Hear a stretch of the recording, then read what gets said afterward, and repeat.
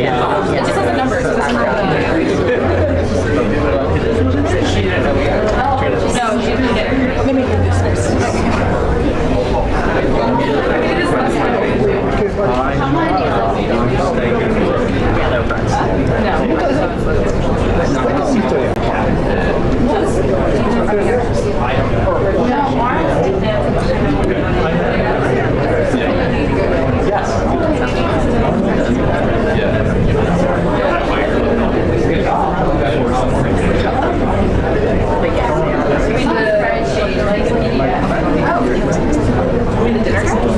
Yeah, but I see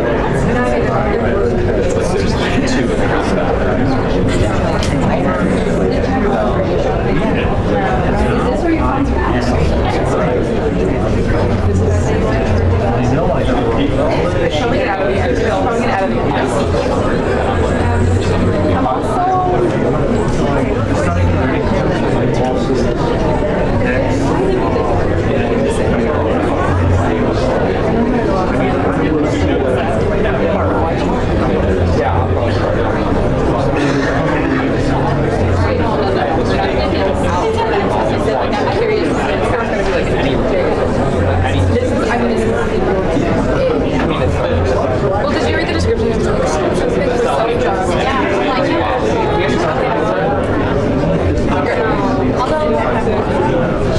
she didn't know either. Yeah. Oh, she didn't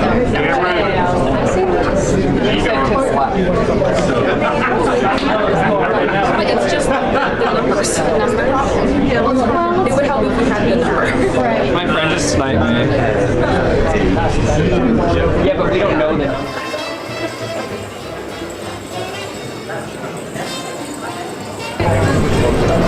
Take a picture. Said back Is it back button? You said go in.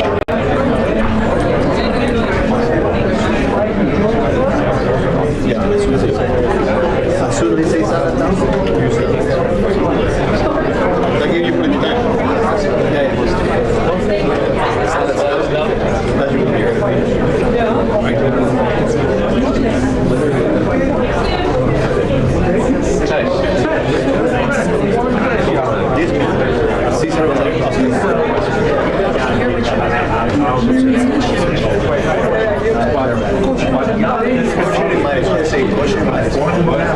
All coaches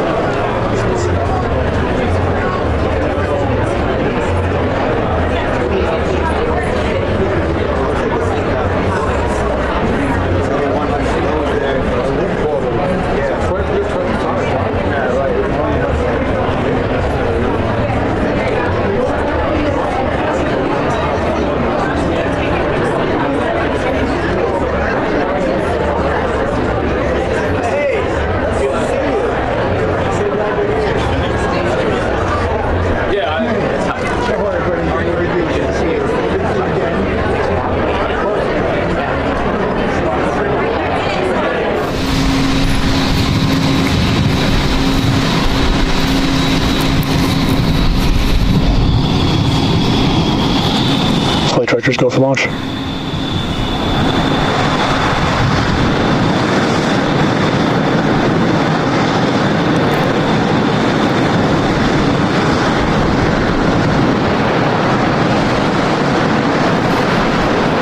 -9, 8, 7, 6, 5, 4, 3, 2, 1.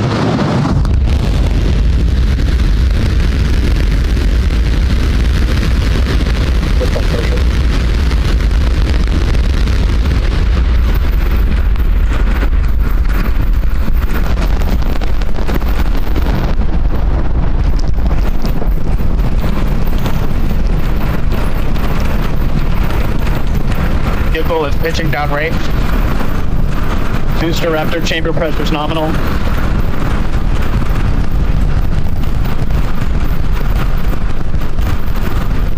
Seconds into flight, 33 out of 33 Raptor engines lit on the Super Heavy booster, arcing away from us here at Starbase.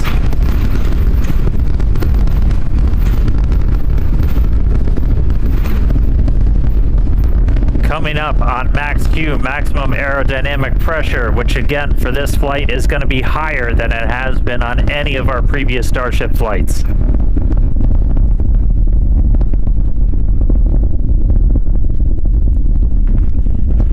So we're passing through that maximum aerodynamic pressure over a minute now into flight. Still seeing 33 out of 33 Raptor engines lit and burning.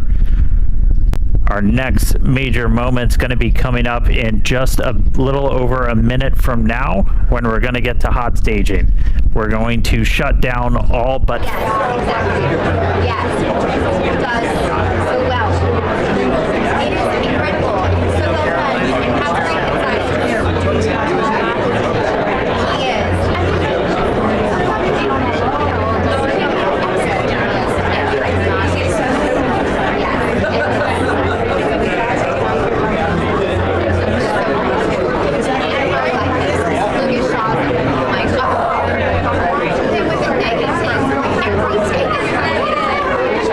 Come on, dude.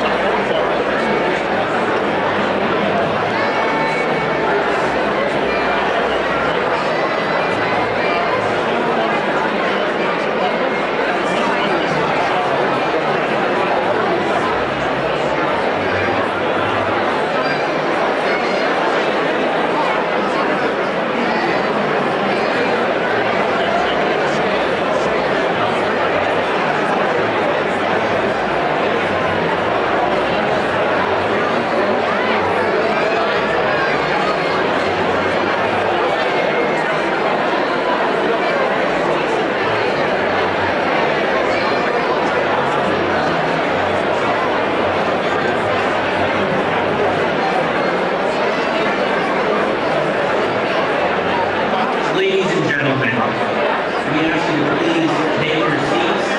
The program will begin momentarily. Thank you. Please take your seats.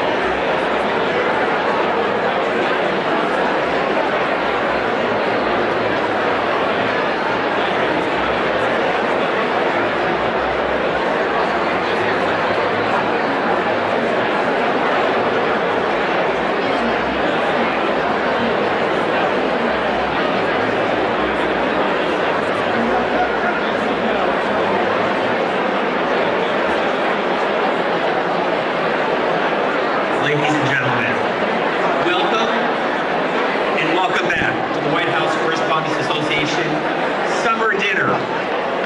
Please welcome this evening's head table, Ryan Bennett of MS Now, Trevor Hanukkah of Warriors, Sarah Cook of CBS News, Mark Lima, CBS News, White House Press Secretary Caroline Levitt, our featured entertainer, Oz Perlman, Karen Travers of ABC News, Andy Harnick of Getty Images, Courtney Subramaniam of Bloomberg News, Simon Lakovich of Williams & Connolly, our attorney for WHCA, the incoming president of the White House Correspondents Association from Fox News, Jackie Heinrich, and the outgoing president, Weijia Zhang of CBS News.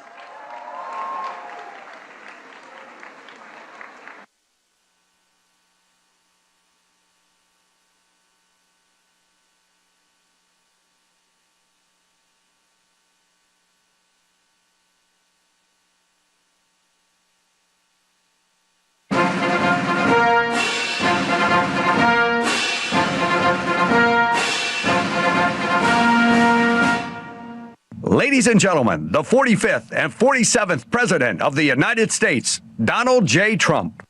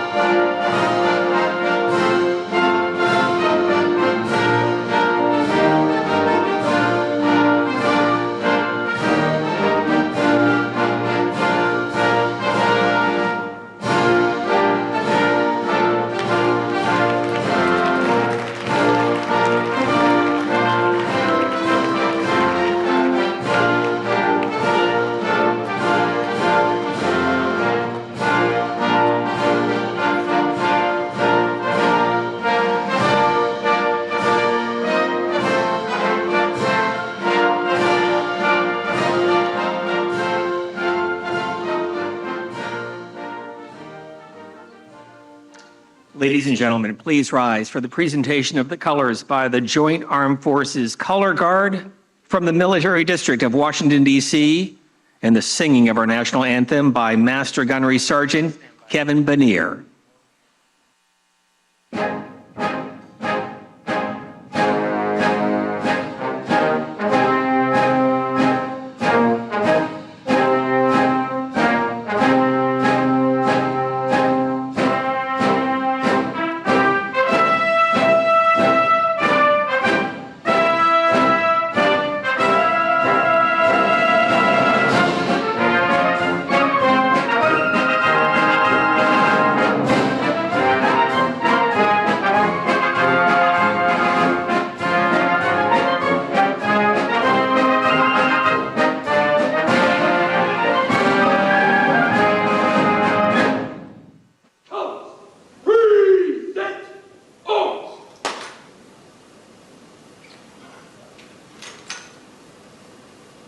Oh, say, can you see by the dawn's early light what so proudly we hailed at the twilight's last gleaming, whose broad stripes and bright stars through the perilous fight o'er the ramparts we watched were so gallantly streaming, and the rocket's red glare, the bombs burst bursting in air gave proof through the night that our flag was still there. Oh, say does that star-spangled banner yet wave o'er the land of the free and the home of the brave?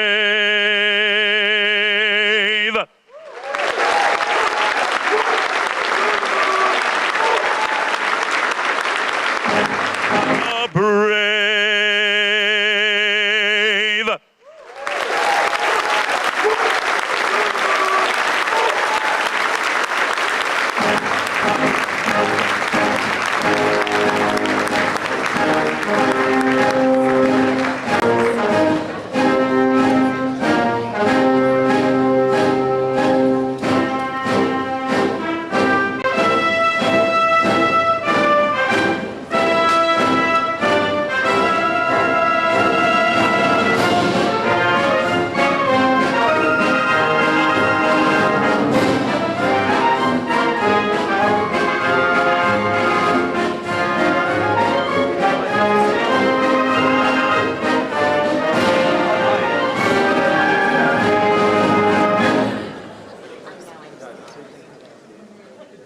Please welcome CBS News White House correspondent, president of the White House Correspondents Association, Weijia Zhang.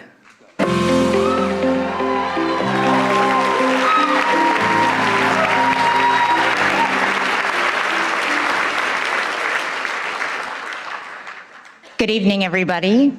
Let's try this again. Because one thing about this press corps is we always have a follow-up.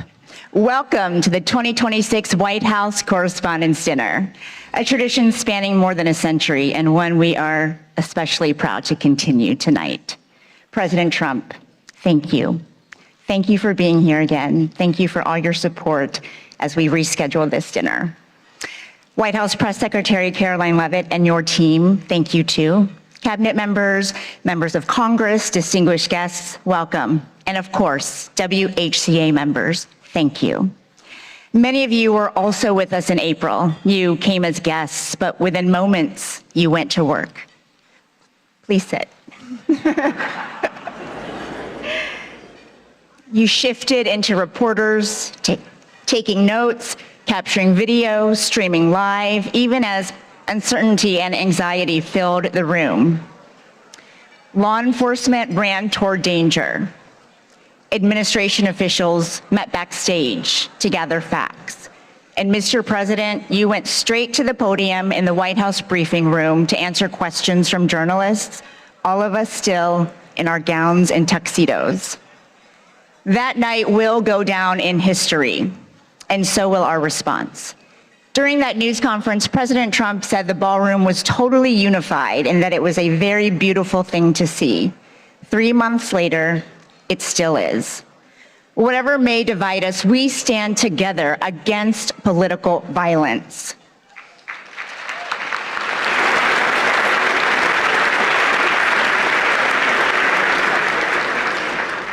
An assassination attempt on our president is an attack on democracy itself. Tonight,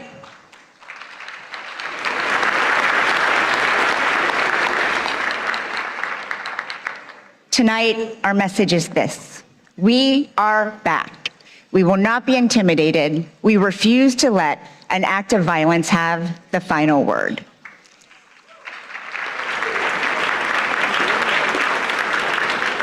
Later, we will honor people whose courage and grace in April prevented the evening from becoming much worse. We'll also celebrate the exceptional work of our colleagues, the students who want to join our ranks, and the First Amendment that protects it all.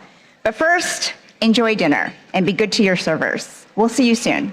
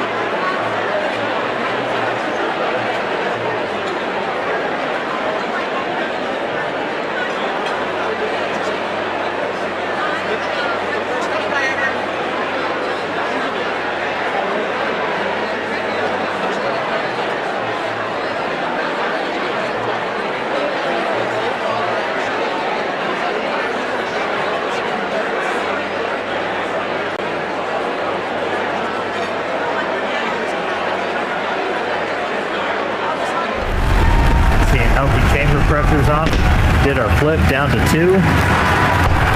Starship descending into the Indian Ocean, down to 1. And we're in the water. And it's a soft splashdown in the water.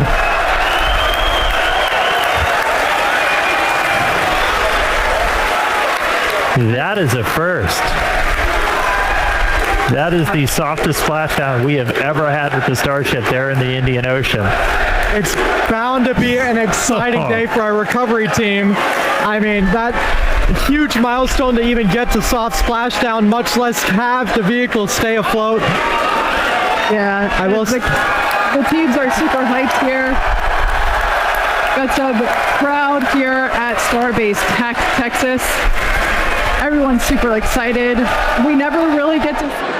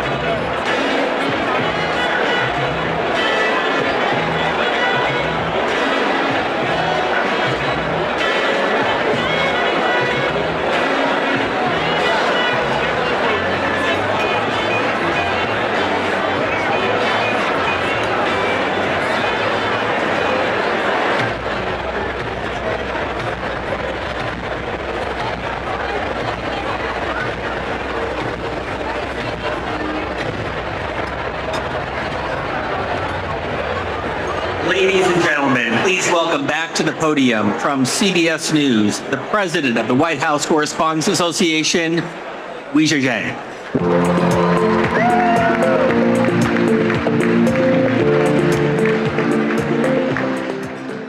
Welcome back to the 2026 White House Correspondents' Dinner. I hope everyone enjoyed their meal.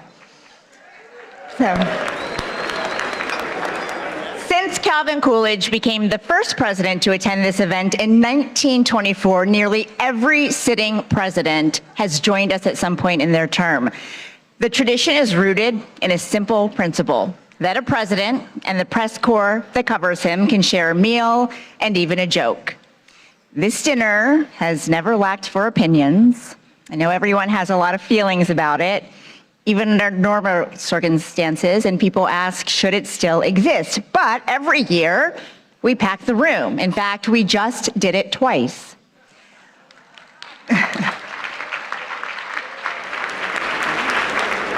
Whatever brought you here tonight, this evening is dedicated to the First Amendment and the excellent work of our colleagues and scholars.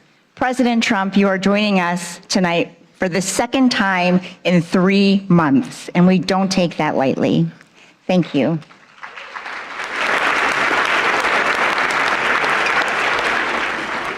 Thank you again to Press Secretary Caroline Leavitt and the White House press team. Thanks to the relentless WHCA board members, our executive director, Steve Thoma, and our general counsel, Simon Lakovich, for your hard work and friendship.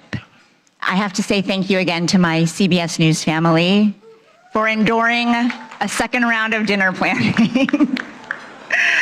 And of course, my family, I love you so much.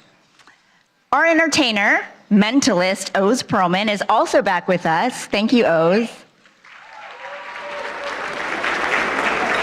For the record, he did guess Caroline's baby's name right last time, and we can't wait to see what you reveal. But you can skip the part where you guess the president's phone number because half the reporters in this room already have it. Finally, on behalf of the White House Correspondents Association, I also want to thank supporters from around the world, across the political spectrum, who sent well wishes after a shooting interrupted our event in April. Many of you are joining us on live stream, and C-SPAN is the crew as it was that night. Photographers and technicians were under the stairs where the shooter was, but they never stopped rolling their cameras and transmitting live footage despite the circumstances. Thank you.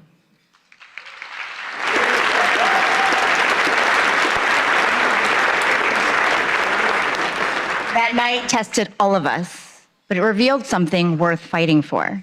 While journalists in the ballroom were gathering facts and getting them to the public, I got a rare glimpse of something few of us ever see in real time. In a holding room, President Trump was huddled with members of his cabinet, asking questions, finding the best way to share the answers with everyone, which is our job description too.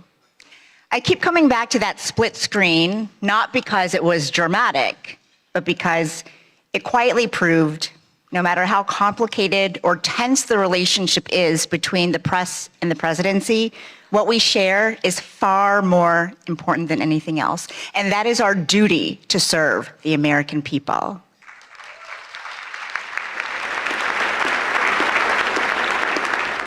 As our country continues to celebrate 250 years of its extraordinary story, this gathering is further proof that the American press endures with it.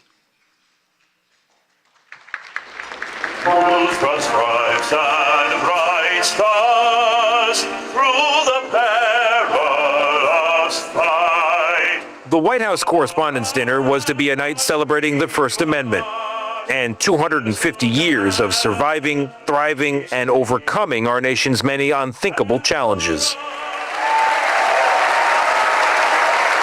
Welcome to the 2026 White House Correspondents' Dinner. But that celebration was stopped by a single gunman in an apparent attempt to assassinate the president. I heard the loud bangs that were going off. It was extremely frightening. I was only a few feet away. We were all told to just get under the tables. And at first, some of the White House officials did too. A whole rush of people started to come up towards the front door. On a night when we are thinking about the freedoms in the First Amendment, we must also think about how fragile they are. And that was very unexpected. The president and the White House press corps proved resilient. This was an event dedicated to freedom of speech that was supposed to bring together members of both parties with members of the press. And in a certain way, it did. So we are together again tonight, proving our resolve and unyielding fortitude. And to celebrate America at 2:50.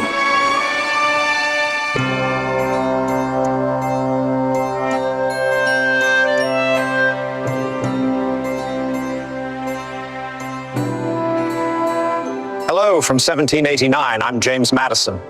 Yes, that James Madison. I wrote the First Amendment. At the time, we worried a king might control the press. Turns out you're now worried about tweets, algorithms, and people yelling on television. Let me clarify the rule. The government doesn't get to shut the press up, not when it's wrong, not when it's annoying, and not when it's asking uncomfortable questions.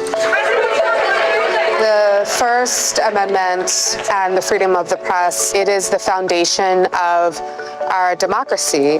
The freedom that we have to speak our mind, to share our views, share what we know. It's just so remarkable that we're able to question our world leaders, question the most powerful man in the world because of the First Amendment.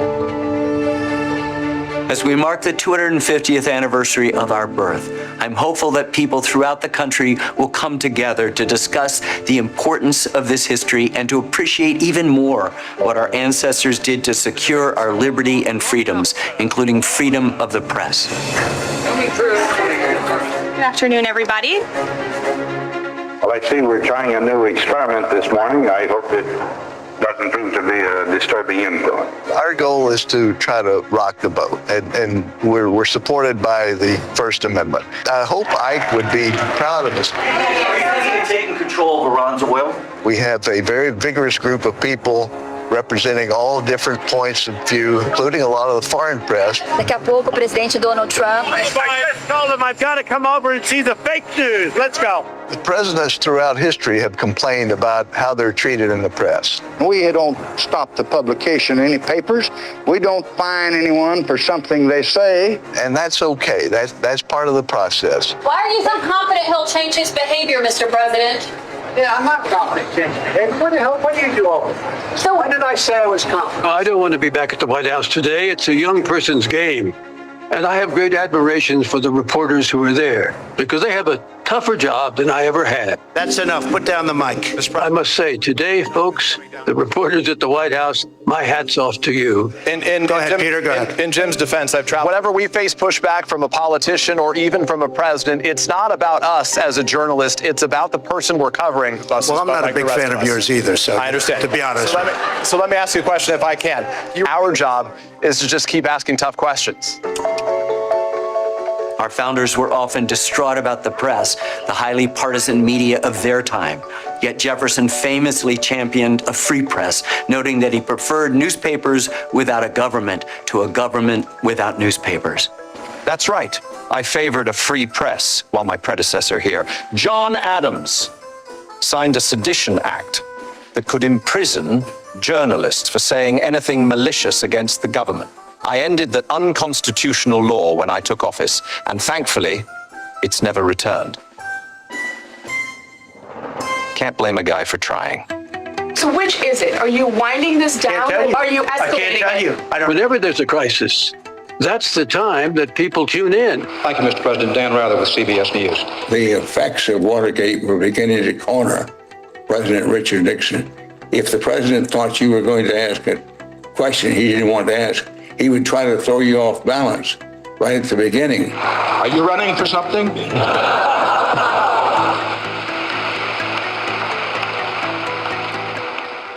No, sir, Mr. President, are you?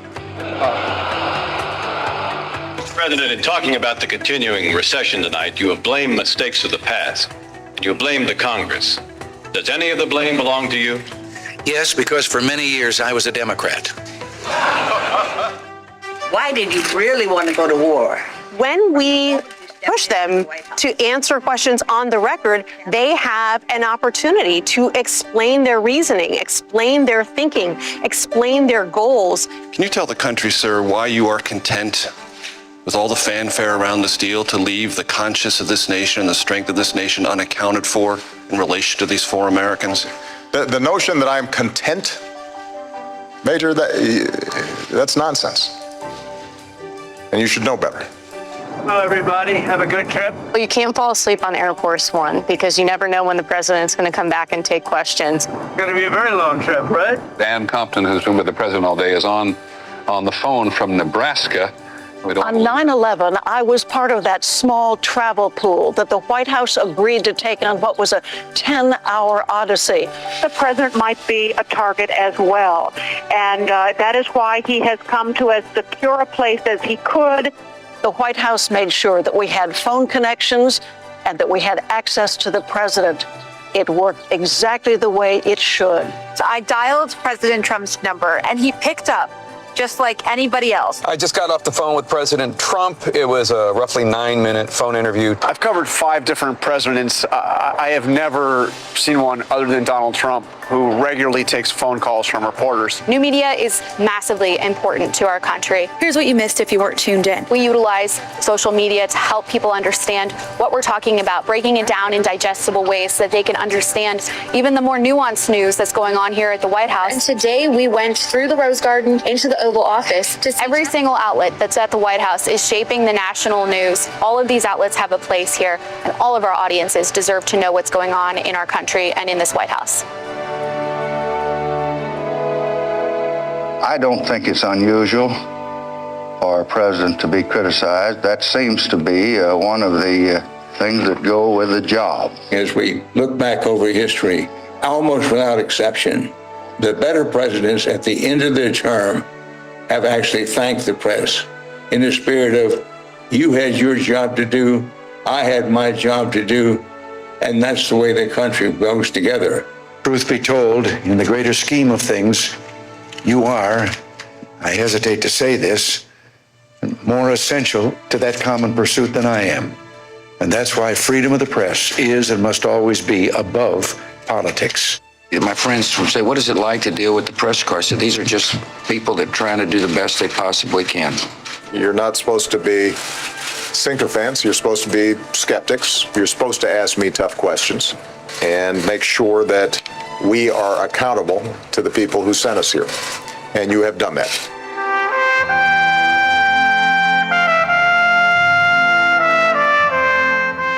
I wonder whether the founding fathers might look with delight at the kind of vibrant conversations that Americans today are having in the national media, in social media. It's a very vibrant conversation that has its roots 250 years ago. The noise you experience today, though at times overwhelming, is not necessarily a sign of decay. It may in part be the sound of liberty exercising itself somewhat chaotically, to be sure. The true danger lies not in a press that is too free, but in one that forgets why it was made free at all. Enjoy the rest of the evening, and thanks for helping us reach 250 years of American democracy. Cheers. Cheers.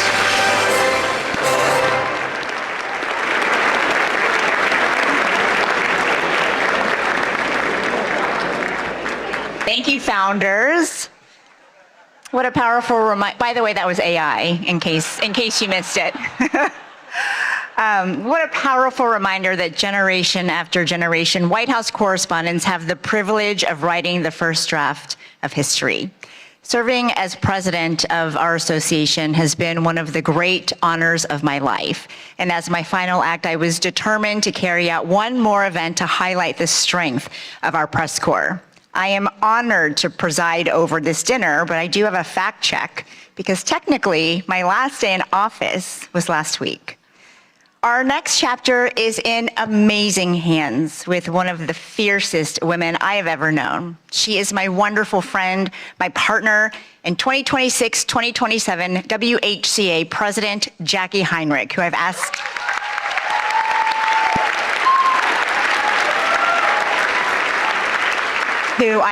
to help present two very special awards. Jackie.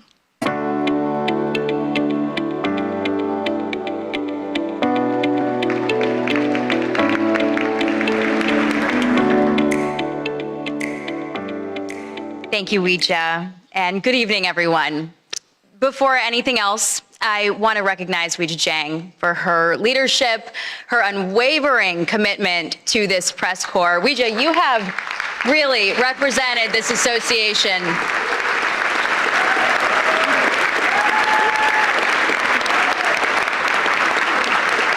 with such professionalism. There we go.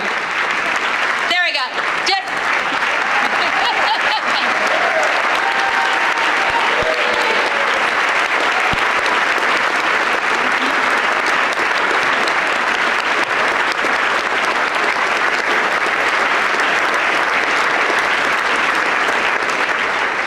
And she has represented this association with such professionalism, integrity, grit, and I am so deeply grateful, not just for your example, but also more so for your friendship. And to our members, I am humbled that you've put your trust in me to lead the White House Correspondents Association for the next year. And I look forward to working alongside all of you as we continue our shared mission, pursuing the facts without fear or favor, and exercising the freedoms protected by the First Amendment in service of the American people. The attempt on President Trump's life last April was a sobering reminder that democracy is not immune to violence, and the freedoms that we cherish can never be taken for granted. Political violence must have no home in America.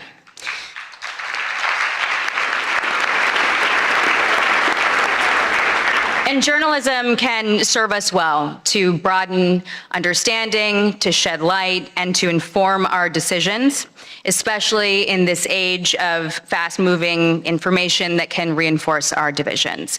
And we are grateful to have President Trump here tonight, taking part in this tradition that recognizes the essential role of a free press in our democracy. Thank you, President Trump. The events of that night also revealed the resilience of this press corps, the all-American sense of resolve that no act of intimidation will silence us, and the endurance of the First Amendment. And we're gathered here tonight because we believe that a free press always finds a way forward. And it is in that spirit that the WHCA Service Award was established to recognize exceptional service to this association, and it is fitting that one of the two awards that we are giving tonight goes to the staff of the Washington Hilton. They are hospitality professionals who always put service first.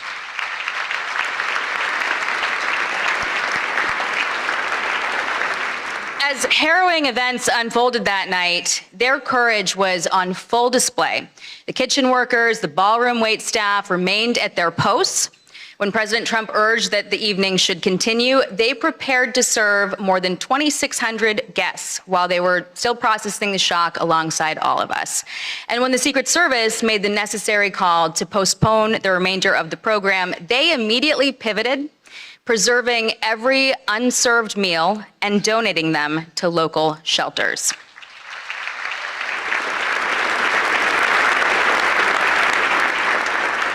And many of these dedicated professionals have worked dozens of White House Correspondents' dinners since this event first moved to the Washington Hilton in 1968. And 58 years later, we are deeply grateful for their partnership. We are proud of the history that we've built together, and we are excited to return to the Washington Hilton next year, stronger than ever.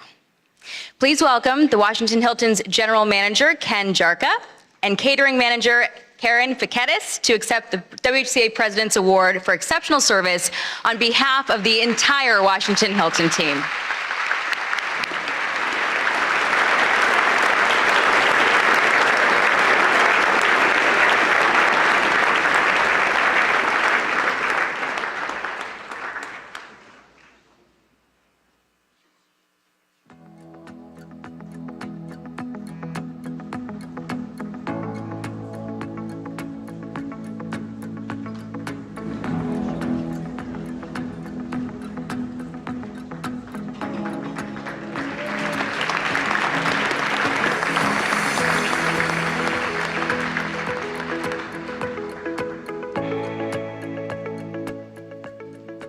Congratulations, and thank you, Jackie. I also want to thank the staff and security team right here at the Waldorf Astoria for putting so much time and care into helping us plan this event in a very short notice.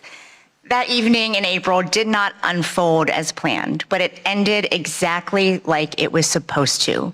2,600 guests, plus hundreds of others who were working that night, got to go home unharmed. And that was made possible by the brave men and women of law enforcement and the United States Secret Service.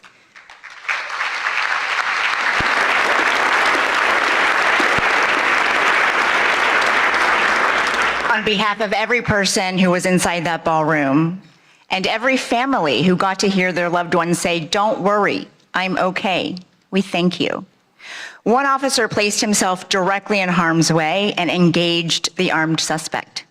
Even after gunfire struck his protective vest, he stayed in the fight and the attacker was stopped. I know many of us have wondered, what if he hadn't acted in that exact way? What if he had waited a few more seconds? His courage that night reflects the core values of the Secret Service: duty, justice, courage, honesty, and loyalty, and as a commitment to safeguarding his country and community. They also shaped his career first as an infantryman and section leader in the United States Marine Corps, and since 2022 as an officer of the Secret Service, protecting the White House complex and our nation's leaders. Ladies and gentlemen, it is my honor to present the WHCA President's Award for Exceptional Service to Officer Victor Gonzalez of the United States Secret Service.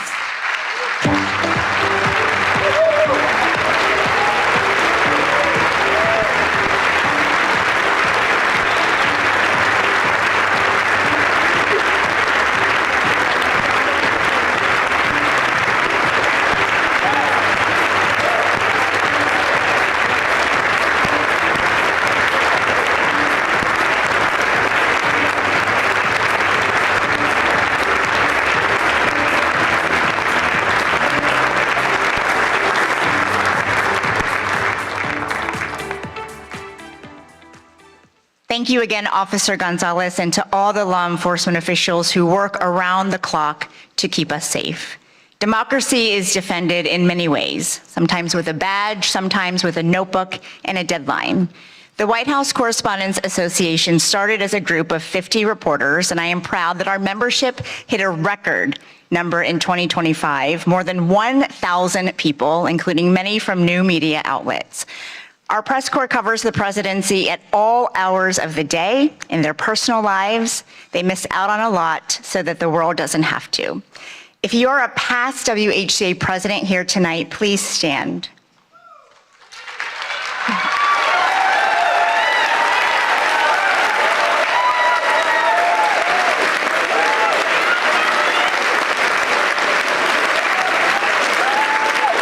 Former board members, please stand.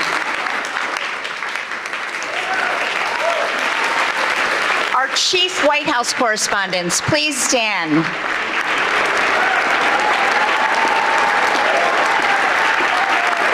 All current White House correspondents, reporters, producers, photographers, visual and audio journalists, please stand.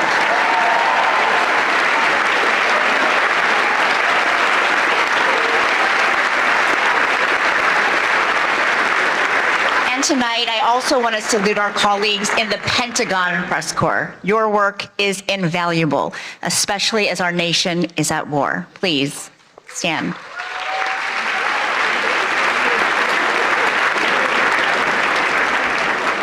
And now we turn our attention to future White House correspondents, our incredible scholarship award winners. Please welcome our Scholarship Committee Chair, who also serves as the WHCA Secretary, Brian Bennett of MS Now.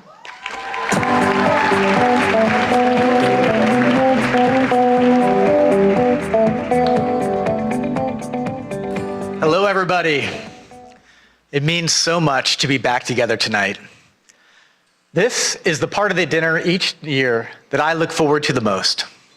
We have an incredible group of young journalists with us who are the recipients of this year's White House Correspondents Association scholarships. Since 1991, the WHCA has awarded scholarships to hundreds of journalism students. This year, we are helping fund the education of 30. Let me pull out my remarks here.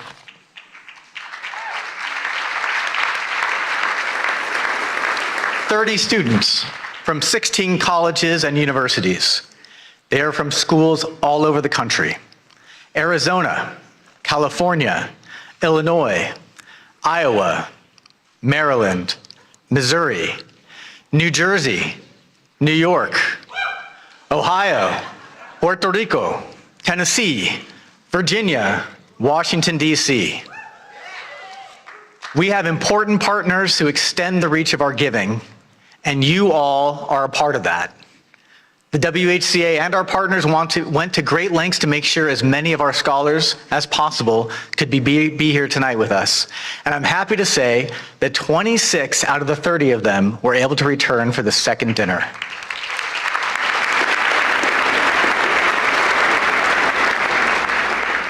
Some came back to DC from far away.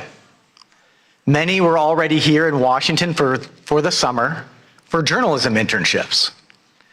When the April dinner was interrupted by the shooting, a lot of the scholars did what journalists do in dangerous situations. They started reporting, and they reported for their college newspapers. They are already showing their commitment to the work that we are all here to celebrate. Our dinner is the primary fundraiser for our association and our scholarships, and because of that generosity, we were able to increase the amount of several scholarships this year. Thank you for being a part of this and supporting this work. And we also want to say thanks to the America 250 Commission for your generous donation to our scholarship fund. The scholars not only receive financial help to pay for school. Earlier this year, they had a tour of the White House, and they met with White House officials. They spent an afternoon with dozens of senior journalists who cover the White House, and they were paired with mentors, working journalists from the White House Correspondents Association, who make a year-long commitment to offer advice and encouragement. We all had people along the way who helped make us better. And the WHCA Scholarship Program is a way that our association gives back and helps strengthen a new generation of journalists. Because of the commitment and your support, past WHCA scholarship recipients are now doing amazing things in journalism. We tracked some of them down to tell us about their work today.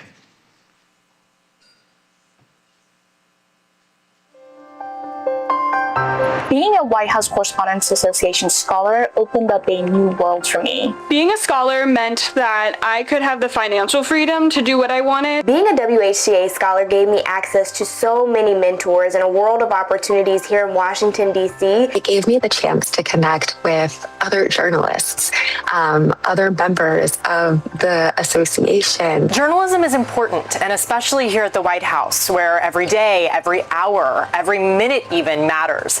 The decisions that are made here impact people across the country and around the world. The idea that you get to be a part of the first draft of history, it all is extremely inspiring and drives me as a journalist. There are so many pinch me moments covering the White House, watching world leaders arrive here, walking into the press briefing room, getting to see Marine One land on the South Lawn, and getting to ask the President of the United States a question directly.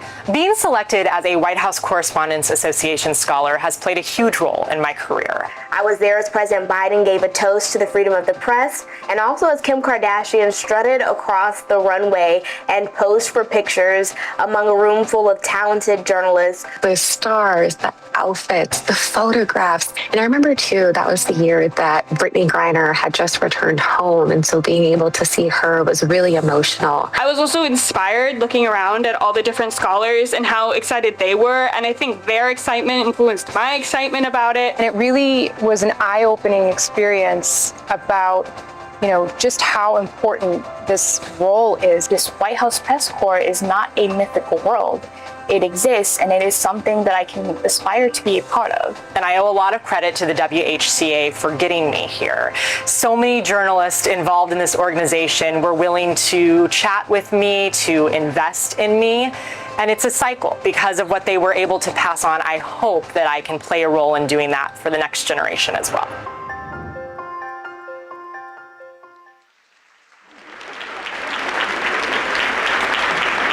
I can tell you, this year's scholarship recipients are also really impressive.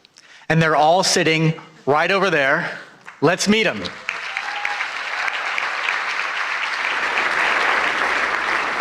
Please stand as I read your name. From American University, Louisa Clausen. From Arizona State University, George Headley, Elisa Horton, and Kyle Sakinski. From Hampton University, Kristen Fluellen and Jade Abubakar. From Howard University, Tatiana Allen and Madison Maynard and Sanyu Lakoma. From Iowa State University, Eric Anderson. From Northwestern University, Jacques Aburizik, Caitlin Bender-Thomas, Samantha Freeman. From Iowa University, Nyla Gilbert, Aiden Ryan, Emily Stokes. From Princeton University, Ina Marcia. From Sagrado Corazon University in Puerto Rico, Iana Sotovalle. From Syracuse University, Ben Bassick. From the University of California, Berkeley, Hae-Yoon Cho. From the University of Kansas, Julia Hansen. From the University of Maryland, Laura Charleston, Lillian Gray, Dana Matthews, Ashley Nera. From the University of Missouri, Callie Fowler, Tyler Kirwan, Fletcher Mantooth. And from the University of Tennessee, Abigail Fanning. Congratulations, scholars. Please be seated.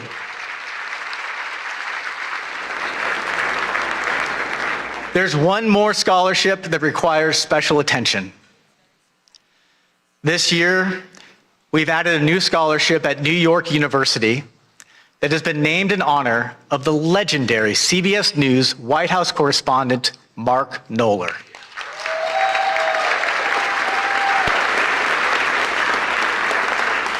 As you all know, Mark passed away in August. And if you needed to know how many times the president had been to Camp David, or went on vacation, or played golf, Mark Knoller always had the facts. And he was always willing to share. To remember Mark and to commemorate the new WHCA scholarship at his alma mater, NYU, here is a tribute put together by his friend and CBS News chief correspondent, Major Garrett. I'm Mark Knoller, CBS News, and you could say that I'm kind of the CBS News numbers man at the White House. You could say that, but that's less than half the story. Can you justify your role? Mark did keep a log of presidential actions, everything from speeches and press conferences to vacations and foreign trips. By my count, President Obama had 65 domestic trips in 2010, spanning 104 days. Knoller's numbers were so precise, White House aides used them to backfill or correct their own records. Historians and journalists came to rely on Knoller's database, which he never hoarded, always shared. Mark. Knoller. Mark Knoller. Knoller considered that database the heartbeat of the presidency. To understand and cover a president, you had to know and remember all of a president's actions. President Obama does like to play golf. Since taking office, he has played golf 57 times. I'll be glad to answer a couple of questions. Mark Knoller, are you with us? You bet. Those who watched Knoller work were left in awe. Every White House reporter logs long hours. None logged as many as Knoller. I'm one of those lucky people that gets to work at something he loves doing. And so I really don't feel as though I'm sacrificing anything, spending long days here. Prolific and accurate reporting mark Knoller's hallmarks, which serve the presidency and the nation well.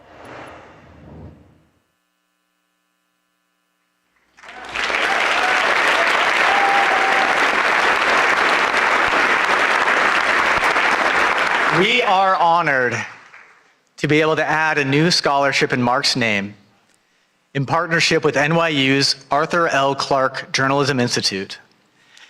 And even more happy to announce that the first recipient of the Mark Knoller Scholarship is Avril Silva.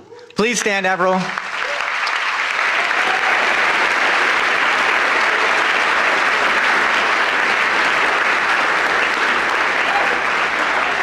Ladies and gentlemen, this year's WHCA Scholarship students. When you see them tonight, offer them advice and offer them jobs. Many of them are already doing amazing journalism. They're all superstars. Thank you very much.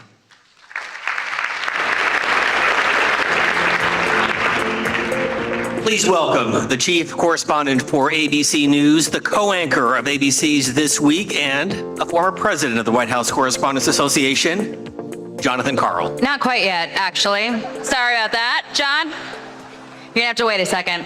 We have a lot to celebrate this evening, everyone. We want to give a special thanks to those who value the work that we do, the freedoms that we stand for, including Paramount, the Emerson Collective, and the Knight Foundation. All of them made donations to the WHCA after our April dinner was interrupted. And it is, by the way, our one fundraiser of the year. Their support will help our scholarship programs and our general operations in the next year. Thank you all very much.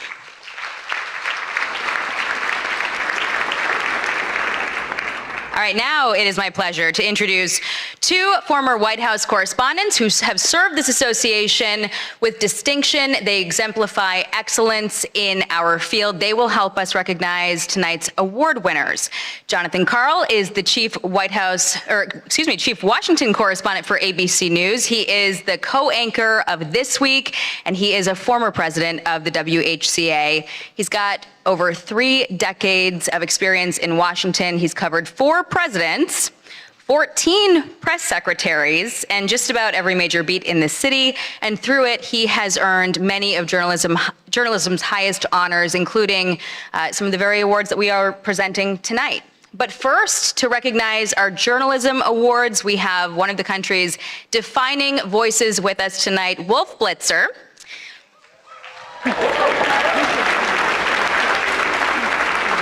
Wolf is CNN's lead political anchor. He's the host of The Situation Room, and he's been a staple of CNN's political coverage since 1990, earning a reputation for steady, authoritative reporting on some of the most consequential moments in modern history, and earning multiple Emmy Awards himself for his distinguished career. Please welcome me in joining Wolf to the stage.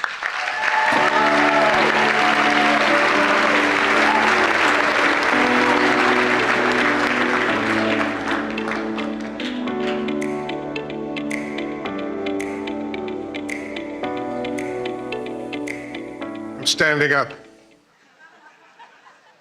Thank you very much for that really nice introduction. I'm so grateful, I'm so honored to be with all of you this evening. Each year, a panel of independent judges review dozens of entries for the 5 major WHCA Journalism Awards. And it's my honor tonight to announce this year's winners. And I'd like to point out that this is really a special night for me. I don't know if many of you were at the first White House Correspondents Association dinner in April, but it was, for me, was very memorable indeed.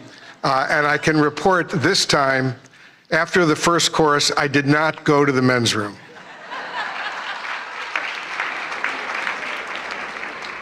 I've been to this dinner over these many, many years. I spent 7 years as a White House correspondent, and I just want to remember with real excitement and passion who often came with me to these dinners over these many years. And that was the man who hired me at CNN, the man who created CNN, the late Ted Turner, who recently passed away. And he was not only a mentor and a good friend, but he loved journalism.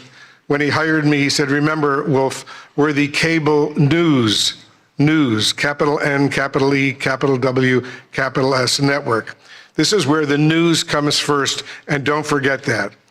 Forget about your own personal opinions. Just report the news fairly and accurately, and if you can, do it first. And that's what I've been trying to do over all of these years.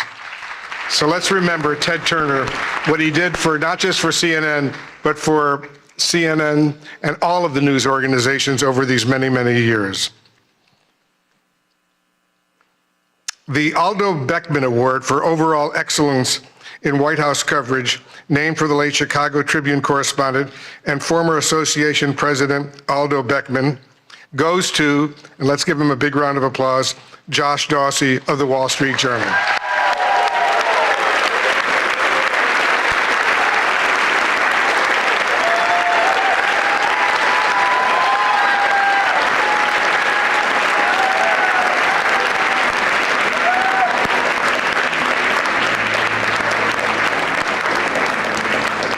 The judges said Josh Dawsey shows us how power works inside the presidency. And over the past year, his reporting has revealed how decisions are made, who influences them, and how power is exercised at the highest levels. Josh Dawsey went far beyond the deluge of breaking news to offer invaluable insights that can only result from deeply sourced enterprise reporting. In the tradition of Aldo Beckman, he exemplifies integrity, persistence, and a steadfast commitment to holding power to account. Ladies and gentlemen, the WHCA is pleased to give the Aldo Beckman Award to Josh Dawsey.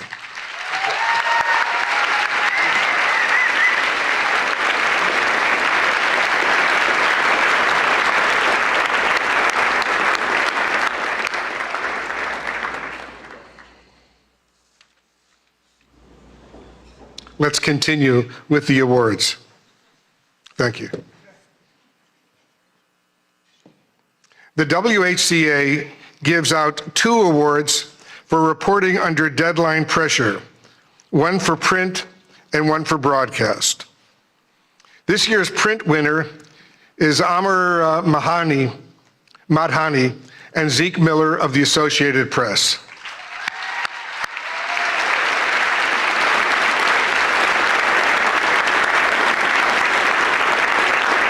When sources leaked that Trump administration officials were attempting to purge the National Security Council of staff deemed not sufficiently aligned with the president's agenda, Madhani and Miller quickly moved to verify the claim. They uncovered an unprecedented vetting process. NSC staffers were asked about their past political contributions, voting records, and social media posts as a gauge of loyalty to the president. Ultimately, more than 150 NSC aides were removed, resulting in the loss of considerable foreign policy expertise. The story that Madhani and Miller produced is as consequential as it is revelatory. Please welcome Zeke Miller accepting the award on behalf of the team.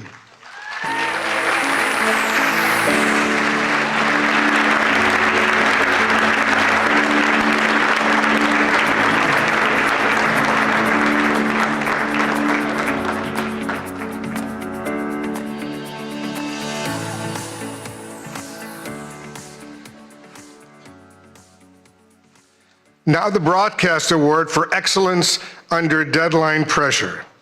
And this year's winner is my colleague and very good friend, Caitlin Collins of CNN.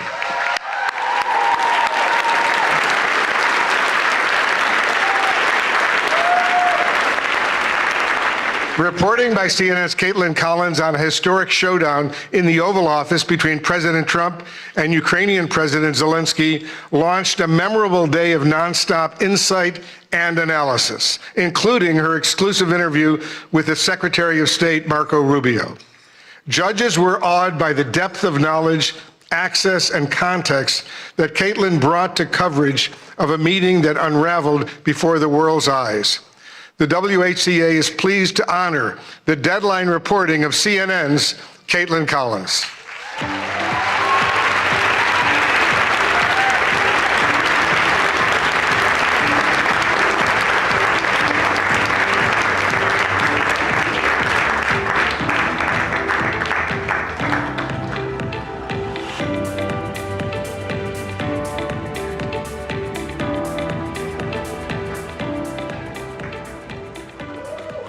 Let's give Caitlin another big round of applause.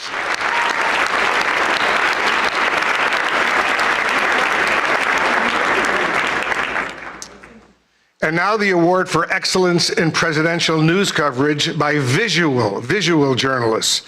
This award recognizes a video or photojournalist for covering the presidency at the White House or in the field. And this year's award goes to Andrew Harnick of Getty Images.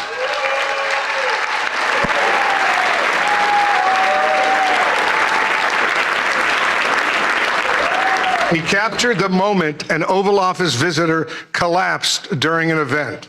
And from the judges, they say this: through sharp timing, layered composition, and visual irony, this photograph expertly documents a true split-screen moment in real time.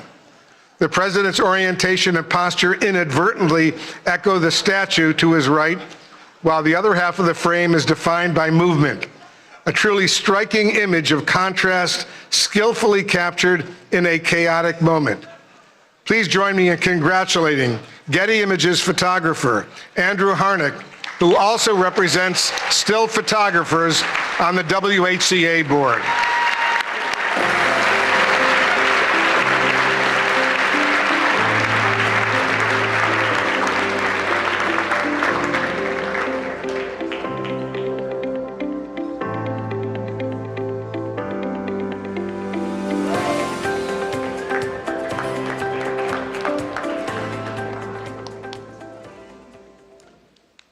There are more.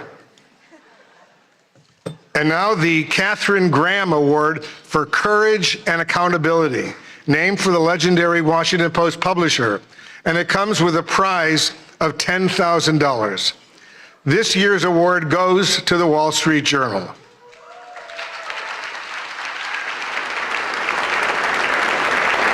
The Journal's courageous reporting on President Trump's past relationship with financier Jeffrey Epstein triggered the release of the so-called Epstein files, thousands of documents that might otherwise have remained hidden from the public.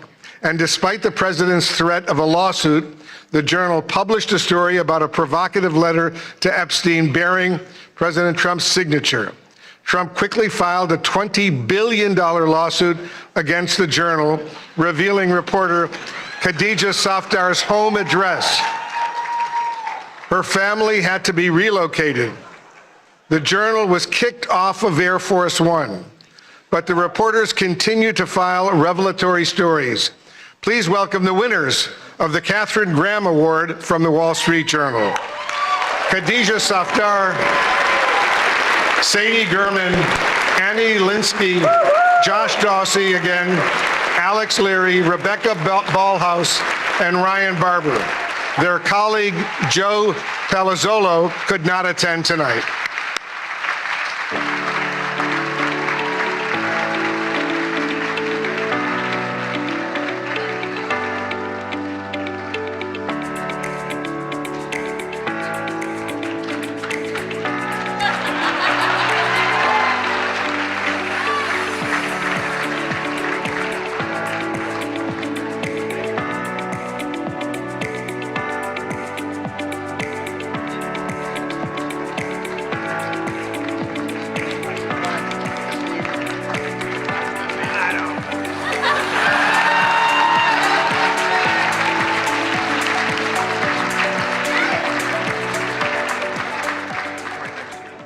Two of them. Great. The Collier Prize for State Government Accountability is presented by the University of Florida College of Journalism and Communications. And this is the award's 7th year at dinner, and it comes with a check for $25,000. It's a lot of money. This year's award goes to Care 11 in Minneapolis for its investigation, Housing Hustle. The investigation exposed a massive organized fraud scheme within Minnesota's Housing Stabilization Services Program, a Medicaid-funded safety net meant to help people with disabilities and those facing homelessness find and keep housing. Reporter A.J. Legault uncovered ethical and oversight breaches at the highest levels. The investigation drove sweeping state reforms and waves of federal probes and charges, said one Collier juror. Carol Levin's rigorous and piercing investigation of Medicare fraud had undeniable impact, including the suspension of more than 130 companies from the ability to bill Medicaid, the state terminating the HSS program, the firing of the state official in charge, federal raids, subpoenas, indictments, and convictions, and enhanced screening, oversight, and suspension powers for regulators. Here to accept the award from Carol Levin, our reporter A.J. Legault, and producer Gary Knox.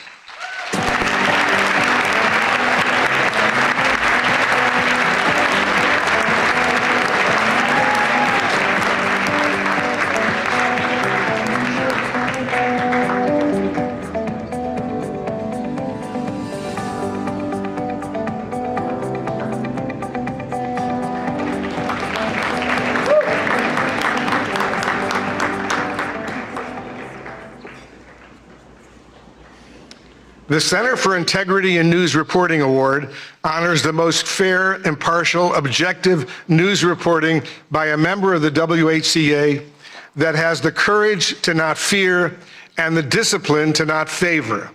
It's sponsored and administered by the Arkansas-based Center for Integrity in News Reporting and comes with a prize of $25,000. The award goes to Tyler Pager of the New York Times.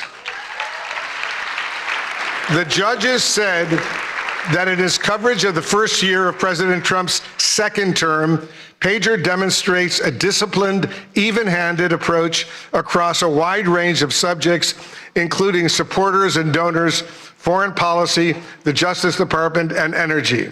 The stories take readers inside consequential presidential decisions while presenting the facts. The work is deeply sourced and carefully verified, reflecting a clear dedication to getting it right without bias. Taken together, this body of work stands as a strong example of fair, impartial, and objective journalism, precisely the standard this award is intended to honor. Let's hear it one more time for this year's winners. Ladies and gentlemen, thank you so much.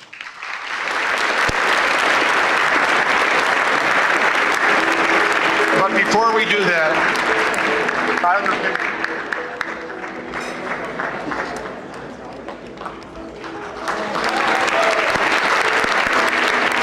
let's give him another huge round of applause.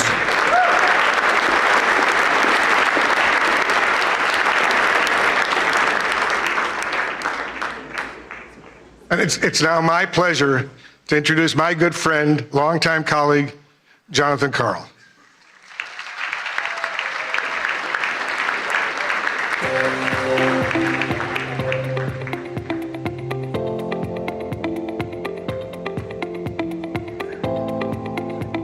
All right, final award of the evening. It is a high honor to present the award created to recognize the fierce and fair women who cover the White House every day.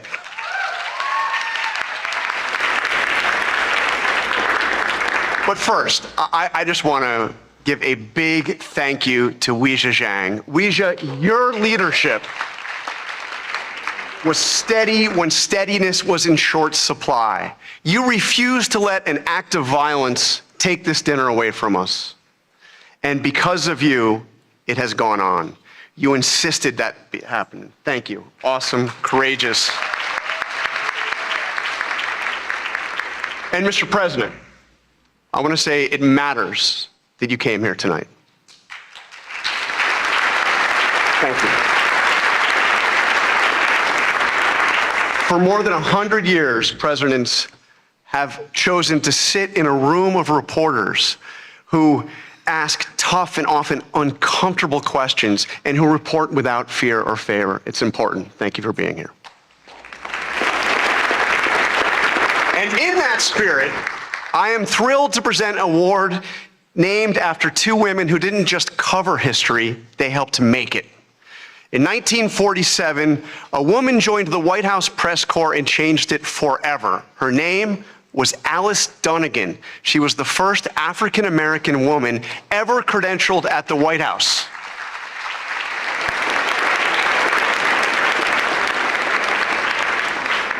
And just a few years later, she was joined by Ethel Payne, and together they looked the most powerful man in the world in the eye and demanded answers about civil rights for Black Americans. President Eisenhower didn't always welcome those questions, but Alice and Ethel kept going and kept showing up, and they kept asking. The WHCA Dunnigan Payne Award for Lifetime Achievement exists to honor their legacy and to recognize journalists who followed in their footsteps by breaking barriers for future generations. So tonight, it is a privilege to present the award to two women who did exactly that. In a field long dominated by men, Melissa Young and Susan Walsh each built extraordinary careers as photojournalists, not by waiting for doors to be open, but by bursting through them again and again for decades. Melissa Young, this one I know very well, she worked at ABC News for 44 years.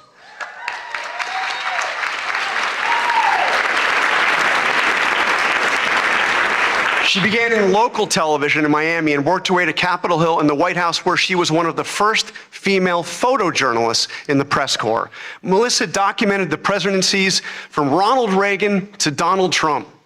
She covered campaigns, secretaries of state, and defense. She reported in disaster zones, war zones, all around the world.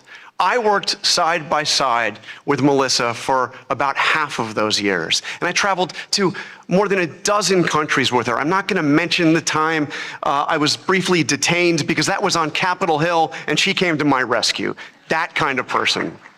True. She's tireless and professional and a lot of fun to be around. She did it all with persistence, resilience, and quiet determination, retiring just last year. Susan Walsh, her career was built on anything but luck.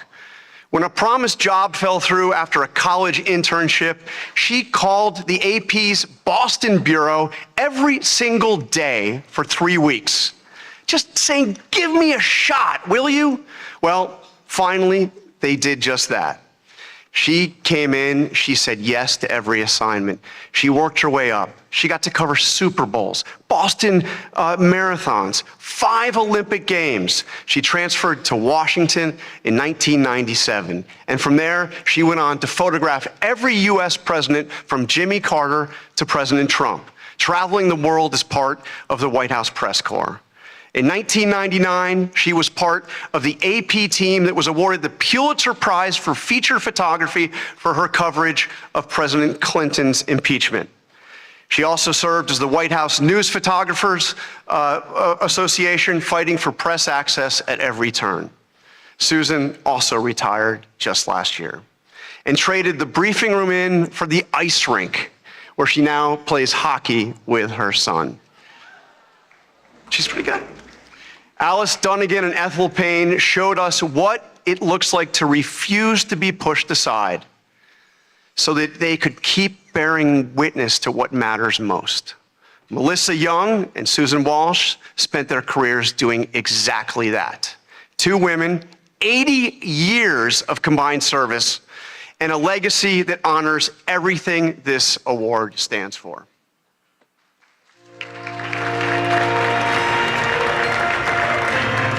My job gave me purpose. I had a lot of fun. I saw myself as part of the world, that I was doing something that the world needed. I was always really excited to be in the room, see it, be a part of it. It kind of gave me the access and the confidence to go up to people and look into other people's worlds. The camera definitely made me fearless, especially when I was doing news and traveling internationally. You had to be aggressive, and that's when I had to be someone who I wasn't really sure I recognized all the time. 8 inaugurations, 5 Olympics, 6 Super Bowls, Bowls, World Series, lots of sporting events, Apex summits, NATO summits. You traveled in a way you would never do as a regular person. I remember being in the palace with Fidel Castro and Jesse Jackson, and I was just walking around and, just like sort of going, whoa, here I am. One of the craziest, wildest ones that I'll always remember is when I was with President Trump at the DMZ. I swear there were times that I don't think my feet hit the ground as we were being moved, and it was such a chaotic, crazy thing. 9/11 happened, and that just completely changed my life. That's when different kind of travel started for me. When they asked me to go with President Bush to Iraq, there I was, and an Iraqi journalist stood up in front of me, literally in front of me, and threw a shoe. Secret Service jumped on him. I was right behind him. I remember trying to hold on to my tripod so I can keep shooting. And then when it was finally over, they rushed us into a room to do an interview with the president. I think I started to see that what I did was really important. I was traveling overseas with Jill Biden, and we slowly went into Ukraine, get the picture of First Lady Biden meeting Mrs. Zelensky, and for all of I love you guys, my writer friends, but for all you writer friends who didn't want to give me a spot in the van, my picture ended up on the front page everywhere, and your stories got bumped inside. Sorry. I hope there are more women that will follow through on this, especially in television, because it really is a great job. It was always such a compliment to be considered one of the boys, one of the guys. And now that I'm older and there's many more women doing this job, I'm like, you know what? We're going to claim our space. You guys can be one of the girls, because we got this. Yeah. We got this.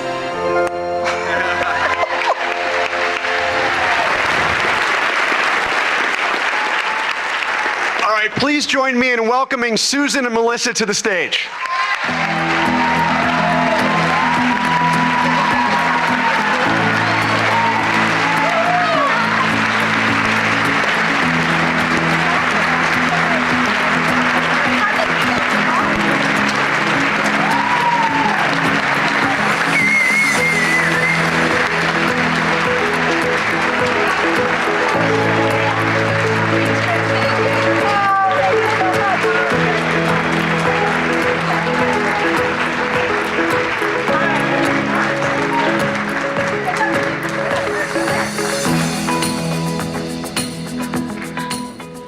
Can I say this is pretty awesome? I spent most of my career down in there, so I thank all the photographers and the photojournalists who had to cover this event. So it's really pretty cool to be up here and just kind of be a guest tonight. But they were gracious enough to give me an opportunity to say some things, so I'd like to say some things. First, Ouija, Jackie, and the entire Correspondents Board, I just want to thank you guys so much for selecting me this year, me and Melissa. I hope not to get emotional here. This award means like the world to me. I'm such a sucker. Sorry. I got this. This award means so much, not because it's named for two incredible trailblazing women, but because honestly, I felt that this association didn't always value what we did as photographers. And, there were many times that Melissa and I were the only two women in the White House travel pool. And I just have to say, things have changed, and I love it. So there's a whole lot more women out there. So yeah.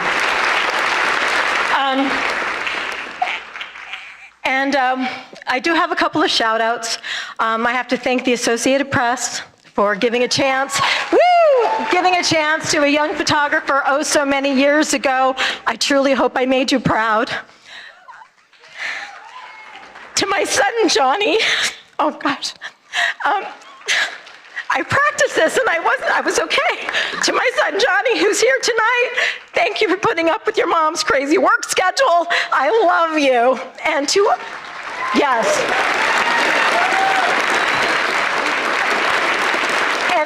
And to all my friends and colleagues that I've traveled the world with, your camaraderie, your support, and most importantly, your laughs have been absolutely the best. And in my retirement, I absolutely miss that the most. So thank you for all of that.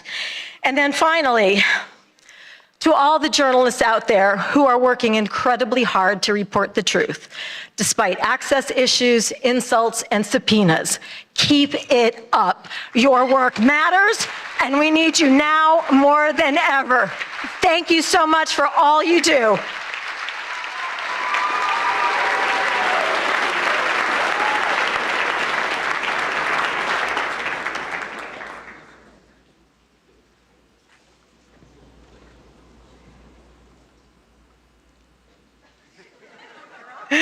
ABC has been breaking barriers since its start.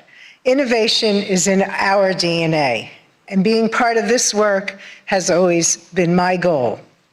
Although this sounds simple, to achieve this, I've always had to fight. I'd fight to go places where they didn't send women. I'd fight to disasters in war zones. I'd fight to be part of the White House travel pool, covering 7 presidents. I'd fight to do an Oval Office address. And on a personal level, I'd fight to have a family while keeping my 24/7 job. Thank you to the White House Correspondents Association for recognizing me, the first female broadcast camera person for this honor. I am so proud to receive this award for a lifetime of breaking barriers. I've been fighting for 44 years to be the best at capturing all the action at the White House since Ronald Reagan. My advice, keep up the good fight and tear down those walls. Thank you.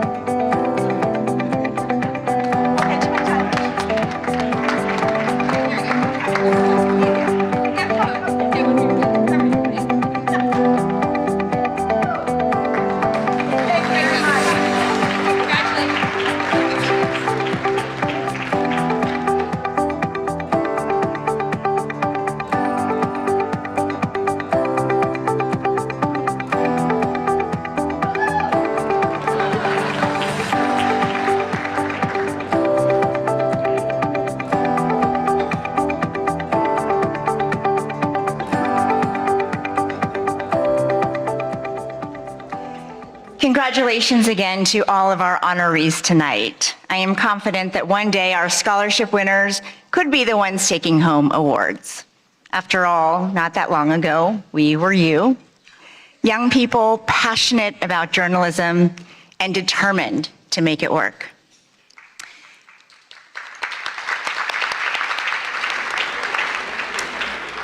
I've been thinking a lot about my own journey to this podium tonight. I grew up in rural West Virginia, in a town at the foothills of the Allegheny Mountains, a town called Buchanan, population 5,500. Those images of the devastating floods that you've been seeing are from my hometown. My heart, thoughts, and prayers are with everybody there. After my dad finished grad school at WVU, where he properly learned how to say, "Let's go Mountaineers," my parents decided to stay in the state to open a restaurant. It was such a treat when hunters came in and left deer meat as a tip. On Sundays after church, families packed into the dining room, all dressed up. My mom learned every customer's name, their favorite dishes. I worked the cash register, topped off glasses of sweet tea, and did my homework in the corner booth. A day like that seemed ordinary at the time. Looking back, to think that days like that could be considered ordinary is the most powerful reminder of how extraordinary America is. My dad came to the US as a student with just $67, or as Frankie might say, 6-7. My mom holding a small suitcase in one hand and a toddler, me, with the other. Yet they built a new life, a successful business, and a real future. Our Chinese restaurant was the first in my town. Of those 5,500 residents, the Chinese American population of Buchanan was 3: my mom, my dad, and me. Growing up there was not always easy.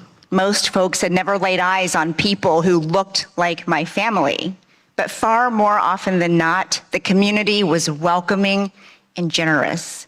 Turns out deer meat is great in a stir fry. In Mandarin, the word for America is 美国. It literally means beautiful country, and I love that. America the Beautiful was never only about her landscapes or landmarks. It has always been about the promise that no matter where you come from, you get a shot at chasing your dreams. My dreams began right there in that family restaurant. A small TV in the back was often turned to the news, my dad's go-to for learning more English. In the middle of dinner service, it was the CBS Evening News anchored by Dan Rather and Connie Chung. I was hooked. In middle school, I won a contest to be a student reporter for a national news show called Channel 1. And when a local news crew came to cover it, they learned just how big my dreams really were. I hope to be the next Connie Chung and better. That's kind of hard, but that's my goal. And so I'm going to work very hard at trying to be a broadcast journalist.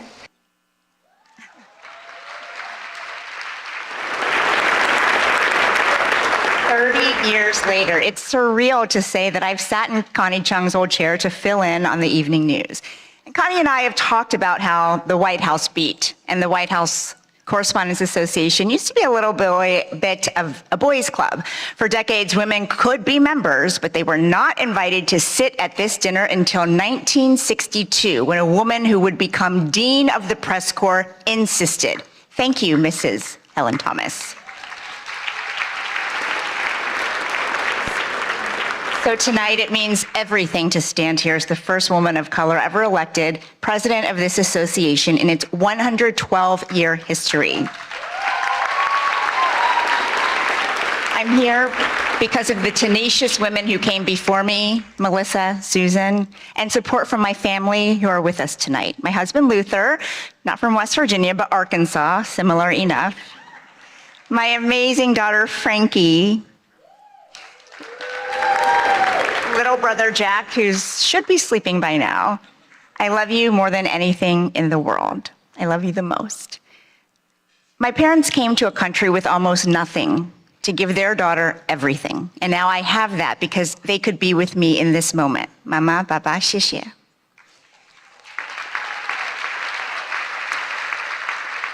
And sitting with them, my middle school video production teacher, Mrs. Diane Williams, who spent countless hours on my submission for that contest that changed my life.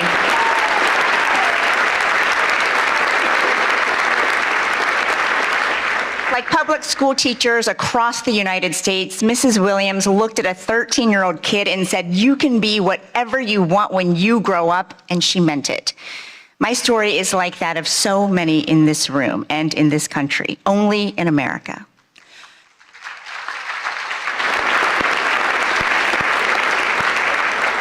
Only in America could a little girl born in China and raised in Appalachian coal country make her way to the Oval Office to ask questions of the President of the United States.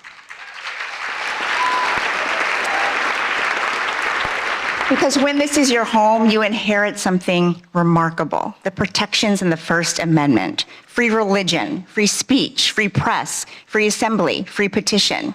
This fundamental right belongs to everyone. And that's exactly who the founders were thinking about when they protected a free press. Everyone. All Americans. They were not thinking about reporters. A free press is not a favor to journalists because we're special. We are not special. But America is. No matter who you are, the freedom to criticize without fear of being destroyed, that's not a bug in our democracy. It's supposed to be the feature. In 1786, writing from Paris, Thomas Jefferson told his friend back in Virginia, "Our liberty depends on the freedom of the press, and that cannot be limited without being lost." 5 years later, that thought was enshrined in the Constitution after Jefferson urged James Madison to include a Bill of Rights. Many founders couldn't stand the press. Some things never change. But they understood if our access is restricted, it's really the people's access to information that is limited. If the media faces government pressure or censorship, it's the people who end up knowing less. That was true then, and it's true now. But having press freedom comes with a tremendous responsibility. We can't demand accountability without practicing it. Criticism of the media can be unfair. It can also be legitimate. We get a lot right, but sometimes we get things wrong. We mistake proximity to power for understanding it. And at times we get trapped in our own bubbles. There is a difference, though, an existential difference between criticizing the press and trying to undermine it. One is healthy and it makes all of us better. The other is exactly what the founders hoped to prevent. Around the world, press freedom is not guaranteed. In many countries, reporters who criticize the government are detained without trial, their stories erased. In the worst cases, they never make it home. Tonight, we think about all of them, and we think about the protections that set us apart as a nation. Just 20 days ago, America turned 250 years old. The First Amendment is a big part of how she made it this far, and it falls on all of us to make sure it carries her through to the next 250 and beyond. President Trump, I've covered you for a long time, and so have many reporters in this room. When we ask questions, you push back, you give us answers, and we push back. You have always been a deal guy. Well, that's the deal. And the First Amendment is a done deal. And that's what we toast tonight, the freedoms that brought us back together even after they were threatened. So let's raise a glass to what makes ours a beautiful country.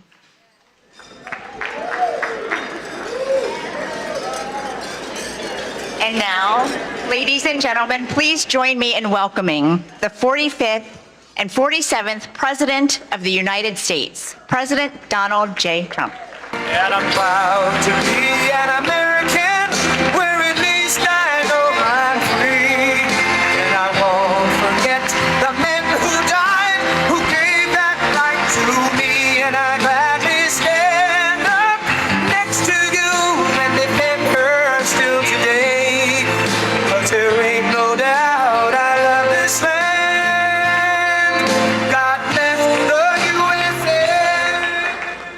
Wow, that was very beautiful, but this has not been an easy evening, all these awards. Do I have a say in those awards, all those awards?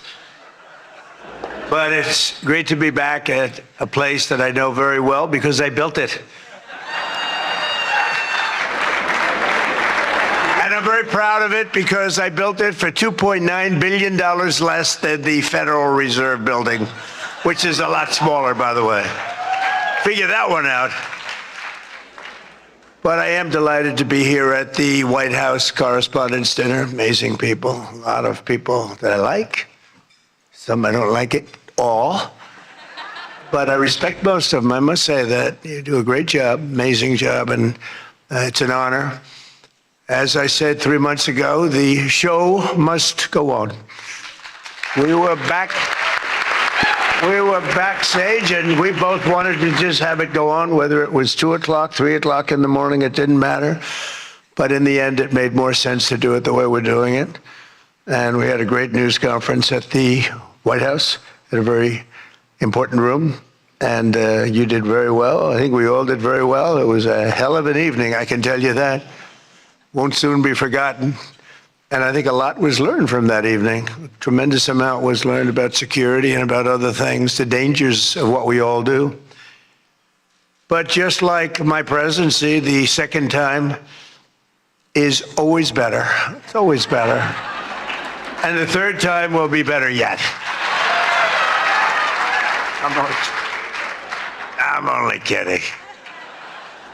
From the earliest moments after the attack on our dinner last April, I knew we had to reschedule this event as soon as possible. We had to do it very quickly, and we met very quickly, and we figured something out. But the attempted mass murder at the Washington Hilton, that's what it could have been, was an assault on our democracy itself. Very serious situation. Many of you were there with me, and some showed extreme bravery, like Pete Hegseth, Steve Miller, Tom Holman. Really? They were standing on tables, and most of you were under the tables, okay? But they did. They showed. I saw every one of them that was standing up in those tables. I didn't know if they were brave, if they were smart, if they were stupid as hell.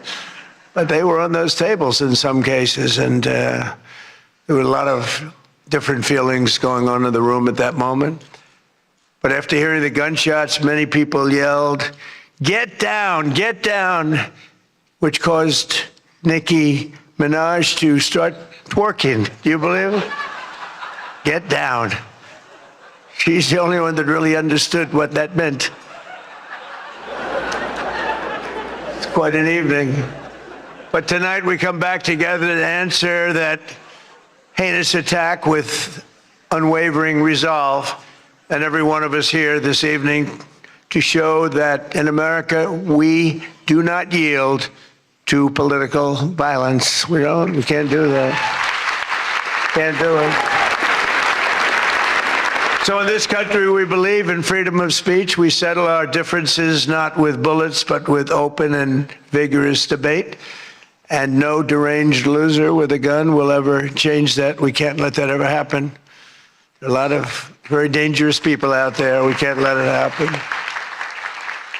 I want to begin by expressing our gratitude to the incredible men and women who put their lives on the line every day to protect my family and myself, all presidents, and lots of others. That's the United States Secret Service. So I appreciate it very much. And Sean and the whole group. Amazing job. Amazing job. In recent months, they've repeatedly responded to threats with speed and professionalism and extraordinary courage. And there is no better example of that than Officer Victor Gonzalez, who we just met. It was amazing. What he did was amazing. When the would-be assassin charged the checkpoint at speed, he was fast. When you looked at that, you had to look at it about 10 times before you really saw what was going on. He was quick, nasty. The gun made him nasty, actually.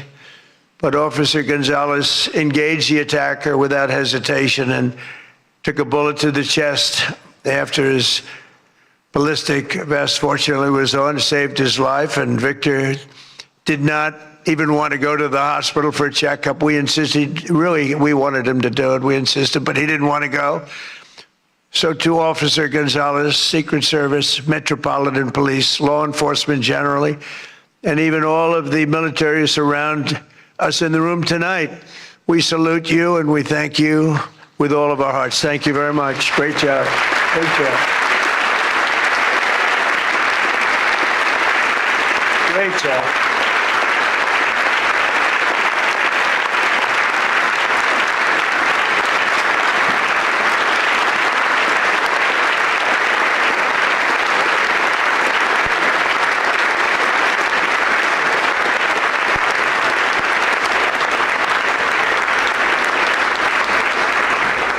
These are great people.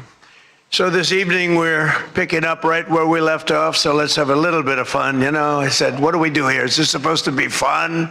Am I supposed to be serious? Am I supposed to be a comedian? So I guess you said maybe a little bit of everything. I know one thing, I could never have done the speech that I had ready just a short while. Oh, that was going to be a doozy. I was so psyched. I was going to rip people. And I don't know, just something changed. It's really for the better, but I just wouldn't want to do that. But we'll do a little ripping if you don't mind. But it is true. I said, how do we handle this? It's going to be a different kind of an evening, and it is. And in many ways, it's a more beautiful evening, actually. Everyone's looking really good tonight, and I know it was not easy finding shoes to go along with your bulletproof vest, which many people didn't want to wear because they'd rather die than look 20 pounds heavier. You know that, right? We have that a lot. They put one on me. I said, "Are you sure I'm not wearing this?" No, you look exactly 20. They say, "Sir, it's about 21 pounds." I said, "Not good." But I want to thank the outgoing president of the White House Correspondents Dinner Association. Now, she won't admit it, and she should not admit it, but we sort of became friendly. You know, in times of stress, on occasion, you become friendly. I have a lot of respect for Ouija, and I tell you, we went through a little bit of a war together. It turned out pretty good. It turned out pretty good because of a lot of good people. They stopped the tragedy, so I want to thank you very much. Fantastic, Brad.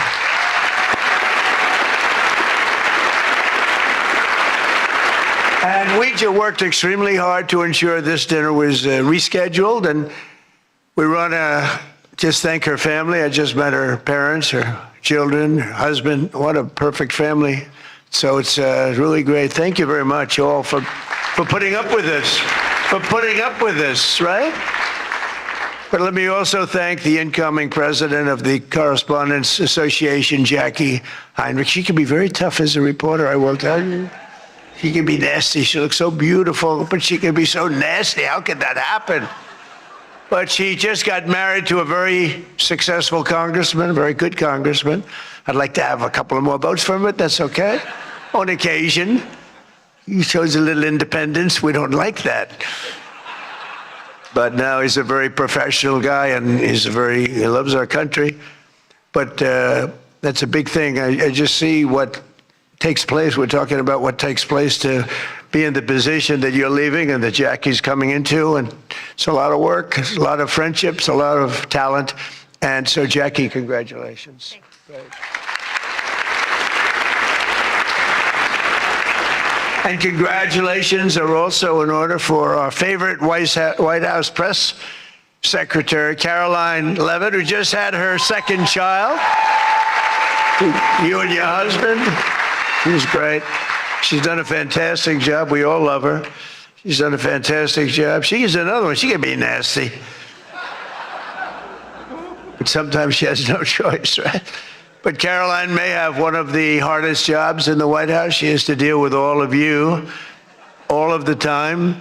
And you can be very difficult. You can be very, very difficult people. But I'm probably being a little bit oversensitive. Sometimes I really do think that some of you don't like me. In fact, I read a report, I get 93% negative publicity. 93. So how the hell did I win the election by so much?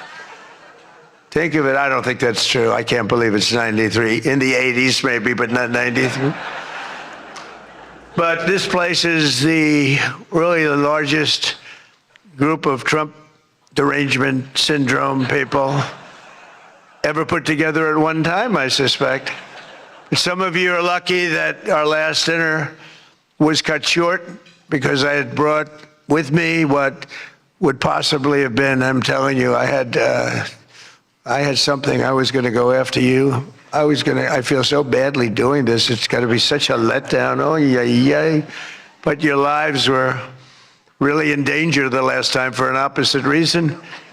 But on the plus side, your careers were saved, and we have we really do. We have a complete and total. I love the words complete and total. They say, but it means almost the same thing. I said, it doesn't matter when you say it. It's called emphasis.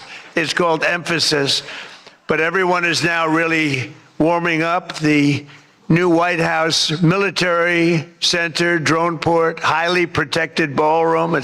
We have our ballroom. The windows are this thick. I said to the people, well, if a bullet hits, what happens? Nothing.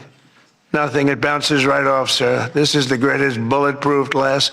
I said, AK-47, that's supposed to be a big one. I don't know so much about the guns. My sons know a lot. But I said, I know it's big. What would happen? They go up, meaning it can take more. I said, so if I'm making a speech and I hear that pinging sound at a window, what would I do? Sir, leave the room right away, but you're going to be safe. We're building something that's going to be amazing. And in light of what we went through, I think people understand it. It's going to be amazing. a phenomenal, one of the biggest drone ports anywhere in the world, right on the roof, right protecting the White House, not only the ballroom. And what's underneath, it's supposed to be a top military secret, what's underneath, but then you get sued as usual, and you have to reveal that you're building this unbelievable situation downstairs with room after room of very complex stuff. It was the military's dream to have it built. I wanted to have a ballroom because for 150 years they wanted it. And then the generals came to see me and they said, "Sir, you're building something. This gives us an opportunity to do something that will be so unbelievable, never happen again." Because there's very little built under the White House, very hard to build under a very fragile building like that. It's very fragile. It's old and a little different construction standards, frankly. And this is an opportunity for us to build something very powerful. I said, "Let's keep it secret." They said, no, we're telling you, sir, let's keep it secret. And then we get sued and we revealed every room, We told the people that did the suing, they're not good people. We told them, we said, you're being very unpatriotic when you bring a suit like this, but it is what it is, but it's really going, it's moving fast. We're ahead of schedule. We're right on budget. And it's going to be something like, I think, no country has. I just visited China. They have this magnificent room, the Great Room. They call it the Great Room. It's a great room, but what we have is going to blow. There won't be anything like it. It's going to be fantastic. And with all of the things that are going along with it for safety and security of future presidents, I'm only going to be using it for about 6 months. Assuming we finish it right on time, I get to use it. Somebody said, he's building it for himself. I'm building it for the future. I'm not building, I use it. Now, had I not gone down 6 or 7 stories, then in that case, I would have been able to get a couple of years out of it. But that was far more complex what we did downstairs than what we do upstairs. So we're very proud of it, though. It's going to be amazing. And I think I was just telling the whole group sitting at the table we were talking about it. I said, I think, it's a White House Correspondents, so I don't see any reason why you wouldn't be able to use that. It's going to be very large and very beautiful and very safe, and that's what you need. So I was thrilled to see that after witnessing the attack, even Democrat Senator John Fetterman told his fellow Democrats to drop the Trump derangement syndrome and build the White House ballroom. But it's much more than that. It's something that you're going to use. I predict that you're going to end up using it, and a lot of people are going to end up using it. They're going to be as safe as you can possibly be. But despite everything that happened at the previous dinner and all of the dangers involved, I'm told that this is still the hottest ticket in town. This ticket to get in tonight, because it's a smaller room, it's a beautiful room, it's a luxury room. See those beautiful chandeliers? I can tell you everything about them if you'd like to know. See that beautiful Capitol above? See the beautiful Capitol? See everything, the brass. Those chandeliers are great. I'm looking at them, saying, I wonder if I could, I sold this building. And they're doing a nice job, but they're nice people. But I'll tell you, I'm looking at them saying, I wonder if I could walk out with those chandeliers, because you can't buy them. They're very special. I won't tell you the fact. I won't mention that they're Czech crystal, because I'd like to say everything's made here, but they are Czech crystal. And they are beautiful. And the Waldorf people are doing a really nice job. We're proud of them, actually, because, when I left town, I was angry. I was a little bit angry. I was offered a nice price. I said, I'm getting out of that place. And then I said, let's make a comeback. And but I was very proud of this building. This building was hot. Remember the lobby floor? 82,000 feet. For those in the real estate business, 82,000 feet. That's a major floor. That thing was packed every single night. It was packed, mostly Republicans, I would say, but it was packed every single night. It almost brings back memories. But I left town, and I have just had nothing but good experience. And this might be the best experience of all, having all of these incredible people in this room. It's a great feeling, frankly. It's a great feeling. But tonight's event, thank you. But tonight's event is even crazier than the last time. In fact, it's so successful that I've been informed by CBS News' David Ellison, who's going to do a fantastic job. He's the owner. He bought it, spent a lot of money, and he's going to make, I think, fantastic changes and keep some of the great stuff going. but that next year they're going to call it the Trump White House Correspondents Center. He told me that, and I like that very much. We're going to change the name of it, okay? Well, it's going to be so hot, just like our country is hot. We are hot, by the way. But to be honest, it's just about the only way that they're going to ever get me back here. You're going to have to change the name of the dinner. But how's that one going? Not too good. I hope that everyone finally got to enjoy their entire, very delicious beef tenderloins, very special beef. And I want you all to know that Bobby Kennedy, who's right here, personally ran over the cow in his car. And he cut it up and he brought it here for you to eat tonight. So it's very fresh. And Bobby also suggested an appetizer featuring his favorite cut of male raccoon roadkill. But we drew the line at that, Cheryl. We said, no, we're not going to do that. We're not doing that. We love Bobby. I'll tell you, it is a piece of work. You think it is fun, but he is a very different kind of a person, I will tell you. But he has what it takes, and he's smart, and he loves the country, and he wants people to be made to feel good. You agree with that, Bobby? He wants people to feel good. And he's doing a fantastic job. Thank you, Bobby. Thank you. We can joke all we want, but thank you. A lot's happened since the last time we were all together. Last month, we hosted one of the most incredible sporting events in world history at the White House, the UFC Freedom 250 fight, the UFC fight. When I announced that we're going to build a boxing ring right outside of the front door of the White House, that took a lot of heat. But it turned out that was, they say, about the most viewed fight in history. It was beautiful. So many things happened. It was supposed to rain. We were going to do it the week before, and the weather was beautiful. And the weather came and it went, and now we came up to Wednesdays. They said, sir, this was on a Sunday night, replacing 60 Minutes, which is nice and unusual because usually it's Saturday night. And they said, sir, this was from Wednesday on. Tell me about weather, right? Sure, it's going to rain. I think you're going to have to. It's going to be one of the worst storms that we've seen in a long time. It's coming up the coast. It's going to hit you on Sunday night. It's going to be a disaster. I'm saying, can you believe? And you saw the ring we built, Dana White, the great Dana White, and everything. We had the best fighters in the world. Turned out we had the best fights that most people have ever seen, including me. It was just a miracle. But what happened is we're waiting for this rain to come all day long, and it's coming, and it's horrible. And it's 8 o'clock, and we say, I think it hasn't rained yet.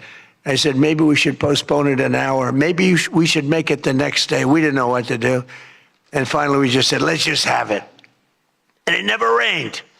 It was perfect. In fact, the week before, it was 92 degrees. It was nice, but this was like 72 degrees. And the rain was coming, and it came right over the White House. And it was like, thank you very much. It went like this. And other areas were drenched a few miles away. We didn't have a drop of rain. And it was absolutely one of the most incredible things anybody's ever seen. People said it's one of the most incredible nights of their lives. So just remember, before I came along, if you wanted to see someone lose consciousness on the south lawn of the White House, all you had to do is ask Joe Biden a question. Remember that. Oh, you think I'm kidding?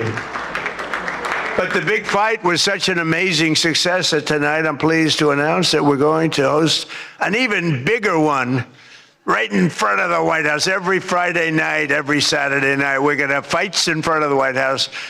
But we do have something coming and I'm only kidding. You know, the one thing about the press that I learned, don't be sarcastic. Because I'm a very sarcastic person, and I get sarcastic, and most people know that, but you have some bad people that will write it exactly like I say it. And I said I was only kidding. But we are going to have Indy 500. Roger Penske's coming in mid-August, and they're going to have it all throughout Washington, the greatest cars, the greatest drivers in the world. And that's going to be something. Already they have over 350,000 people signed up, going down Pennsylvania Avenue, around the Capitol. And Roger, who's incredible, he won the Indianapolis 500 20 times. Think of it. Germany, Japan, all these countries, they spend billions and billions of dollars trying to win the Indy 500. and Roger wins it. He literally won it 20 times. On the 18th time, I said, you know, that's amazing. I'm going to give him the Presidential Medal of Freedom. And I had him up. And then he won it 2 times after that. The guy's amazing. And he lost the last one by about 6 inches, if anybody watched it.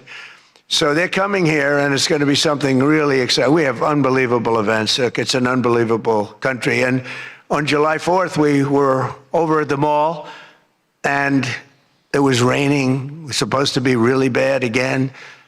And we had 450,000 people show up, and that's a light number. And I was told, sir, we're going to have to cancel the event. This was not good. And it was drizzling a little bit, not raining very hard. And people are calling me, friends of mine were calling me. And I got a call from Brett Baer. Brett Baer said, it's not raining. I said, where are you? I'm standing at the mall, and I'm waiting to go in the White House. Then others called up. They said the same thing. And I said, you know, this is terrible. But there was lightning. Not big lightning, but you don't have to have big lightning. It takes just a little bit to do some big damage. So they said, everybody must leave. 450,000 people were forced to leave, and they left. And then I said to myself, I said, let me call up and find out what the hell's going on. And I called up and I spoke to a brilliant young man. He said, don't worry about it, sir. We can do it in a couple of weeks. I said, you can't do it in a couple of weeks. This is the 250th birthday. In 2 weeks, what are we going to do? Say, let's go? We're going to have a redo? No. I said, I'll speak if I have to speak at 3 o'clock in the morning, 2 o'clock, 1 o'clock. I don't care. Call them all back. They're all gone. 450,000, and most of them were in cars or heading back to Texas, and it was sad. And we said the show must go on. Very much like here, we said the same term, right? The show, it's a great term. It's true in life. The show has to go on. The show must go on. And I said, the show must go on. I put it out on Truth. The show must go on. And we had probably, Peter, 150,000 people come back up higher. Maybe, thank you. Let's stand up, Peter. Tell them. More, right? It might have been more, but it was amazing. It was just an amazing crowd. And actually worked out better, a little like this. It worked out better than if we had done it at the normal 7 o'clock, 8 o'clock time. It was incredible. We started speaking at 11 o'clock in the evening, but tremendous numbers of people. Thousands and thousands came roaring back, and it was a great evening. And it was a celebration. And we didn't do it the following day, and we didn't do it 2 weeks later. We did it when we were supposed to do it. It was a fantastic celebration. But I can exclusively reveal to you this evening that for the heaviest of the heavyweights, we will have sloppy Chris Christie, one of the sloppiest human beings you'll ever meet, fighting, I would say, I could mention the governor of Chicago, but I'm going to mention instead Jerry Nadler. And they're fighting for a big piece of cheesecake, big fat piece of cheesecake. Who the hell wrote that line? But it is true. And then you have a Congresswoman, Alexandria Ocasio-Cortez, AOC plus 3. That's her 3 friends, right? AOC plus 3, and I watched her give that answer when she was over in Europe. It was not a good answer. If I ever gave that answer, I would be out of politics. Remember, you cannot have a 19-second wait time to answer really a very quite simple question. But we'll then have a rematch against an extreme simple question on a foreign policy from Munich Security Conference. It was a big security conference, and this was our first time up in terms of that. And we had a sort of little preview, and then Anderson Cooper is going to fight Lawrence O'Donnell. I'm not a fan of Lawrence O'Donnell. I like Anderson, actually, because he's covered me well for many years. Then he went bad as soon as I went for politics. But for years, he loved interviewing. I did so many interviews with him, and he was great. But, you know, he's got a little different persuasion than me in many ways, actually. And Lawrence O'Donnell, never liked him, never thought he had any talent. But he's still making a living, so I can't knock it. But we had a contest for who had the lowest ratings and the lowest IQ on television. And that was actually Don Lemon, I think. You know, when I said that he's the dumbest man on television, I said, you know, when you say some things, you never make a comeback. It's not like, oh, gee, hey, Don, let's have dinner some night. But I know what I'm saying. And then you have Bette Midler and Jane Fonda actually held a concert to protest the first UFC fight.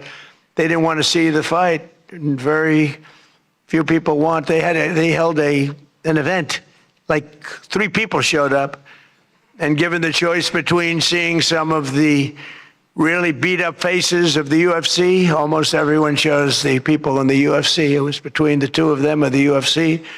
And what about Bruce Springsteen? What the hell happened to that guy? He looks like hell. I don't care what anyone says. I'm not supposed to say. I'm sure he doesn't like the way I look, but I don't look so bad. But at a recent concert, Bruce, all he did was talk politics. He ought to run for office. That'd be interesting. But all he talked about, he made 4 political speeches in his 3-hour show. The tour has been renamed Bored in the USA. And his new song was so bad that Chris Christie, who's like a fan, you know, he goes out and tells everybody how he hates Chris Christie. Keep that guy out of my... And I see Chris Christie there again, high-fiving Bruce Springsteen in the aisle. And Bruce Springsteen saw him and didn't even lift his hand up. And I just wanted, because I used to be friendly with Chris. Chris, when somebody doesn't like you, write them off, forget it. You got billions of people in the world. You don't have to make a jerk out of yourself. But usually a comedian hosts this dinner. And I think we sort of changed it. Tonight we're going to have somebody who I think is really spectacular. But I've watched comedians get up for the dinner, because I have been here actually quite a few times. People don't realize. And there's one time in particular when Barack Hussein Obama hosted it. Do you know who that is? And he hit me hard. But actually, he hit me with respect. I was sitting with Melania at a table, and you had Brooklyn Decker, supermodel, at a table right next to her. And I really always will like her. She's married to a great tennis player, Andy. And she was at the table, not at my table. And I have watched this clip thousands of times. They keep playing it because they think that was the evening I decided to run for president. It was not. In fact, I loved the evening. I looked at my wife. I said, can you believe it? All these people, that's all they're doing is talking about me. I love this dinner. It's true. And Obama was nice. It's amazing how things work out. He actually showed a picture of the White House with a big Trump on top, like I put a sign. And I'm sort of doing that when you think about it, right? I mean, he wasn't really wrong. But no, he was respectful. He was good. But it had nothing to do. It had nothing to do. I just decided that I want to make America great again. This had nothing to do with that dinner. I've gotten so many calls, and for years they've been saying, was that the moment you decided to run? Really, no. I left that night, and the press was there. A lot of the same people that I see, they said, did you have a good time? Unbelievable. And some thought I didn't have, but I did have. And I always remember, though, Brooklyn. She was so angry. She was much angrier than me. She was angry. She thought they were mocking me. And they really weren't. It was just one of those things. And I had a great time. But I left, and I thought I was there 3 or 4 times before that. But I sort of thought, wow, that dinner is really something special. And then I ran. I got elected.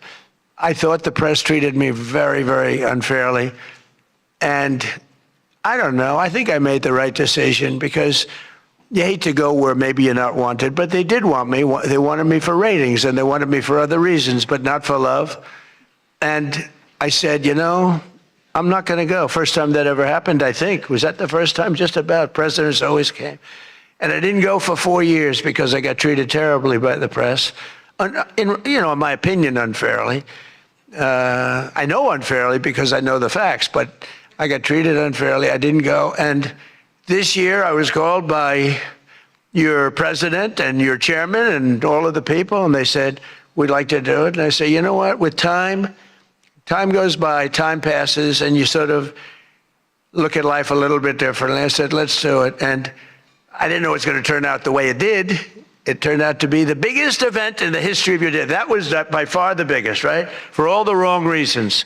But as I said before, a lot was learned from that evening. So much having to do with so many different things, including security. But it's an honor to do it. This is my first. I've been to it numerous times, but as president, I haven't been here.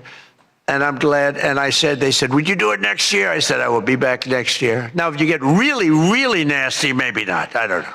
But we're going to be back next year. And well, Jackie will treat me very bad.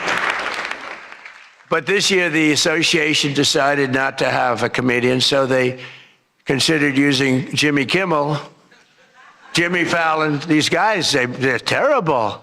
They're terrible. Stephen Colbert. These are people without talent. They get a lot. They have talent. You know who has talent? Their agent, getting them the money they get. They have no talent. But they are not comedians. They're not funny people. They're angry people. They're sick people.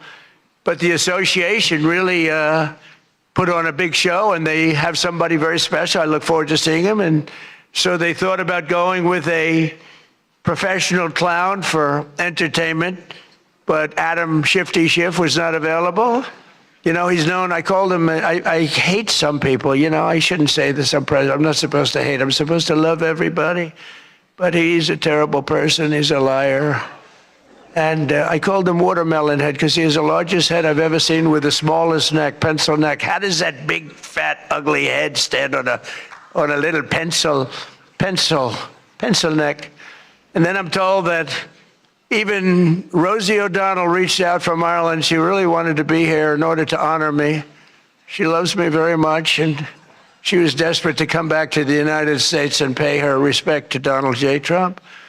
But that didn't work out, unfortunately, because nobody wanted her to come back. But she's one of the greatest sufferers of Trump derangement syndrome. She's a sick young woman, sick older woman, I guess now I have to say. So instead, we're honored to have, for entertainment, the very talented mentalist, Oz Perlman. And everything to everybody, they said, are you going to stay? I said, yeah, I'll stay. I mean, I think I'll stay. What the hell else am I going to do? I've got Iran, I've got this, I've got that, which is all going extremely well. Don't believe the fake news. You know, it's the only thing we were talking before, I said, so we've hit Iran very hard. Their Navy is gone. Their Air Force is gone. 250 jets, no longer. 159 boats, good boats. In fact, I said, why the hell didn't we keep them? We could have used them. But 159, but all at the bottom of the sea. They have no radar. They have very few drones left, despite what you see. And every once in a while, they're going to set some things up, but they don't have much left. And by the way, they are talking to us right now. They'd love to make a deal. I don't think they're ready to. I don't think it's time yet, but I'm willing to listen. But they cannot have a nuclear weapon. We don't want to see Washington, D.C., or any of our cities, or Israel, or frankly, the Middle East, destroyed with a nuclear weapon, because I know the power of nuclear weapons. I see it. I get to see it. We're not going to let that happen. So this is all about, we will not let them have a nuclear weapon. And they would use it. They would use it if they had it. But Oz, I do have one question about what happened that time, because he was there. How the hell did you not see that coming? He sees everything. He sees everything. He's telling me about your grandmother and your this. Why the hell didn't you? We got to ask him that question when he gets up here. Why didn't he see that coming? But of course, this evening, it's really all about the fake news media and your handling of prizes and writing and producing and performing made-up stories like the Academy Awards. You know, Academy Awards used to be the epitome of ratings. Outside of the Super Bowl, it got the second most ratings. Now it's down in the dumps. Nobody wants to watch it anymore because they took on Trump. They hit me all night long. They hit me. The winner is so-and-so. I want to talk about Donald Trump. I hate this man. Nobody wants to hear this stuff. Right, Peter? Nobody wants to hear it. You ever see the ratings? They used to have 48 million people. Now they have 2 people watching. But they'll learn their lesson. But I want to personally congratulate CNN's Caitlin Collins on receiving her award. It was all about me. It's a fake. She shouldn't get the award. It was a fake. But I didn't mind. I said, Caitlin, congratulations. But it was fake. There's no question about it. But she's a young, attractive woman. She never smiles. I said, Caitlin, do you have a smile? Smile. You have a nice position. You're at CNN Fake News. You should be a happy person. So smile, Caitlin. Just smile. But we attack, and I thought Caitlin had really made it big with a major new sponsorship, but then I informed her that it wasn't her on the Bud Light can, it was Dylan Mulvaney. And Dylan Mulvaney cost Bud Light $35 billion in market cap. That was the worst commercial ever made, by the way, for those few people that want to hear that. Most people don't care, but I would. I wouldn't want to hire Dylan anytime soon. Think of it, they hired Dylan Mulvaney, and their market cap has gone down by $35 billion. Who wrote that commercial? And then you have writer Josh Dorsey. He also received, he's been killing me for years. No, he's been, and yet tonight he shakes my hand, he hugs me, everything nice. He kills me.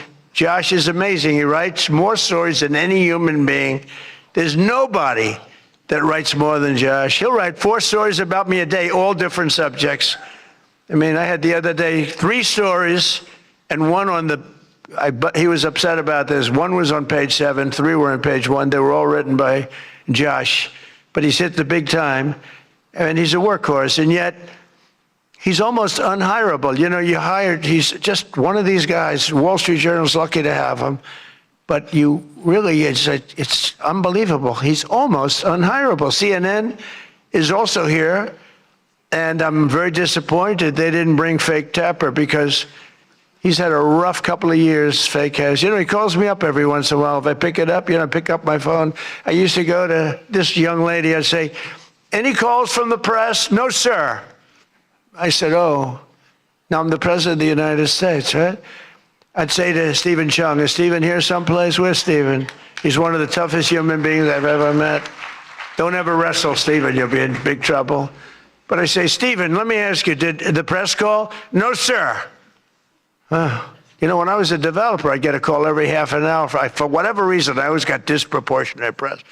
So I said, Stephen, nobody called? No, sir. 2 hours later, I say, hi, Steve, how are we doing? Everything good? Anybody call? No, sir, no press calls. I said, I'm president. Nope, they never call. So this went on for about a week. I'd say, Caroline, did the press call? No, sir, no calls. I said, nothing. That's over a week. I haven't received a call. So I said, you know what I'll do? I'm going to give the press my phone number. That was the stupidest thing I ever did. I'm getting a call every 3.7 minutes. Stephen, I don't know where the hell you've been, but the press calls, I'm getting calls, ring, ring. I was with somebody today. They said, I've never heard a phone ring as much as fresh. Now, I look at the thing and usually just delete, delete, delete. Every once in a while, it'll be one of the people in this room that I like, and I'll pick it up. Like this one right here calls me on occasion, right? She'll call me and she says, hello, sir. How are you? We want to talk about some horrible subject, like a horrible, depressing subject. I say, Jackie, I don't want to talk about it. Congratulations, however, on your new marriage. But I don't want to talk about it. But it's true. And people call me now. And so for weeks I go, no calls. And I learned then that both of them, they feel that I'm doing a great job and they feel I'm above it all. And that no person, hundreds of people call no person, is good enough to talk to Trump. And so we don't even bother telling you. That's not the way it works, Caroline. You have to let me know, because sometimes I do like to speak to the press, but now I have the best system I've ever had. It rings, and just so you understand, you're much better at putting your name, because if there's no name, I just can't do that. You know, I pick up every once in a while. Hello, I'm from Reno, Nevada. We're a startup paper. We're calling us the Reno Express. I said, do you believe I'm the president of the United States? Mr. President, could I have your views on Iran? And I just hang up. No, I get the craziest calls. I mean, some of them, my wife said, I can't believe you do this. This is a hell of a way to live. But sometimes they get calls from very important. Sometimes I can straighten out stories that are going to be fake, and I can make them from a fake story to a good story. I always find that when you don't speak to the press, you always get a bad story. When you do speak to the press, you have a shot at getting a good story. Oh, look. No, because, look, if I were a reporter, and let's say I'm a big reporter, I work for the failing New York Times, or I work for, well, I don't know, do they ever come to these dinners? Didn't they cancel out a long time ago? Big mistake. They should be here. But I get a call. I've always found that, you know, speaking to them, you just do better. You do better when you can, when you have the time. You speak to the reporter. You treat the reporter with respect. Sometimes now there are reporters where it doesn't matter.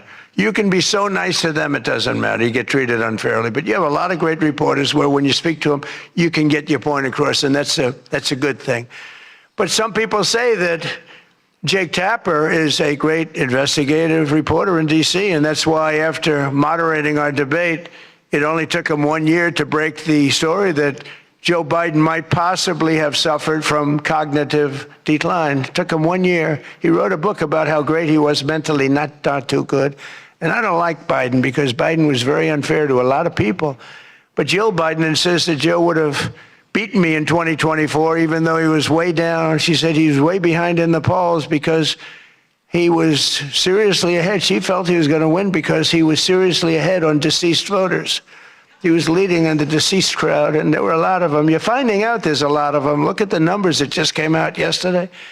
And it's traditional that at least one or two potential presidential hopefuls attend the Correspondents' dinner, but many of them seem to have really chickened out. I was disappointed that Gavin Newsom didn't show up. He didn't show up. He should be here. But I heard that he recently said that we will lose our country if we don't fight fire with fire. And to be fair, there's only one thing we know about Gavin, and that's that he definitely doesn't want to fight fire with water. He's got a lot of water he never uses. What a disaster. That should have never happened. But Gavin Newsom recently did a career-threatening, one of the worst interviews I've ever seen, where he said that he can't read a speech. He's incapable of reading a speech. He's a low IQ person. He's smarter, however, than all of the people in the room. And then he gets sued for being a racist, okay, when he said that. But he basically said he has various mental incapacities. He has difficulty in various other ailments mentally. And I'm looking at it saying, this is the worst interview. I'm watching this interview. I said, this is the worst interview I've ever seen given by a professional politician. I've been watching politicians for a long time, mostly on the previous side, because I haven't been doing this too long. How am I doing? Not bad for the number of minutes spent. Not bad. But with Gavin, so he said that all these things, and I said, anybody running against him, all they have to do is take that one interview and you can't lose. I actually put out a statement that Gavin Newsom has come out and said he will not be running for president because nobody can say what he said about himself and survive. Newsom was in big trouble when he openly admitted that Kamala was smarter than him. She said, Kamala is smarter. If Kamala is smarter than someone, you don't want that person to be president of the United States of America.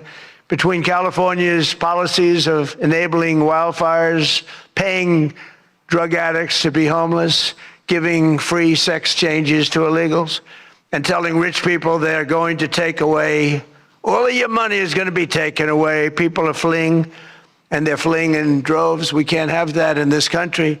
It's becoming such a horrible and dangerous location that Ilhan Omar, one of my favorites, and her brother are thinking about moving together, very much in love. The video has surfaced recently of Ilhan giving a speech referring to World War II as World War XI. And they asked her about that. She thought she got it right.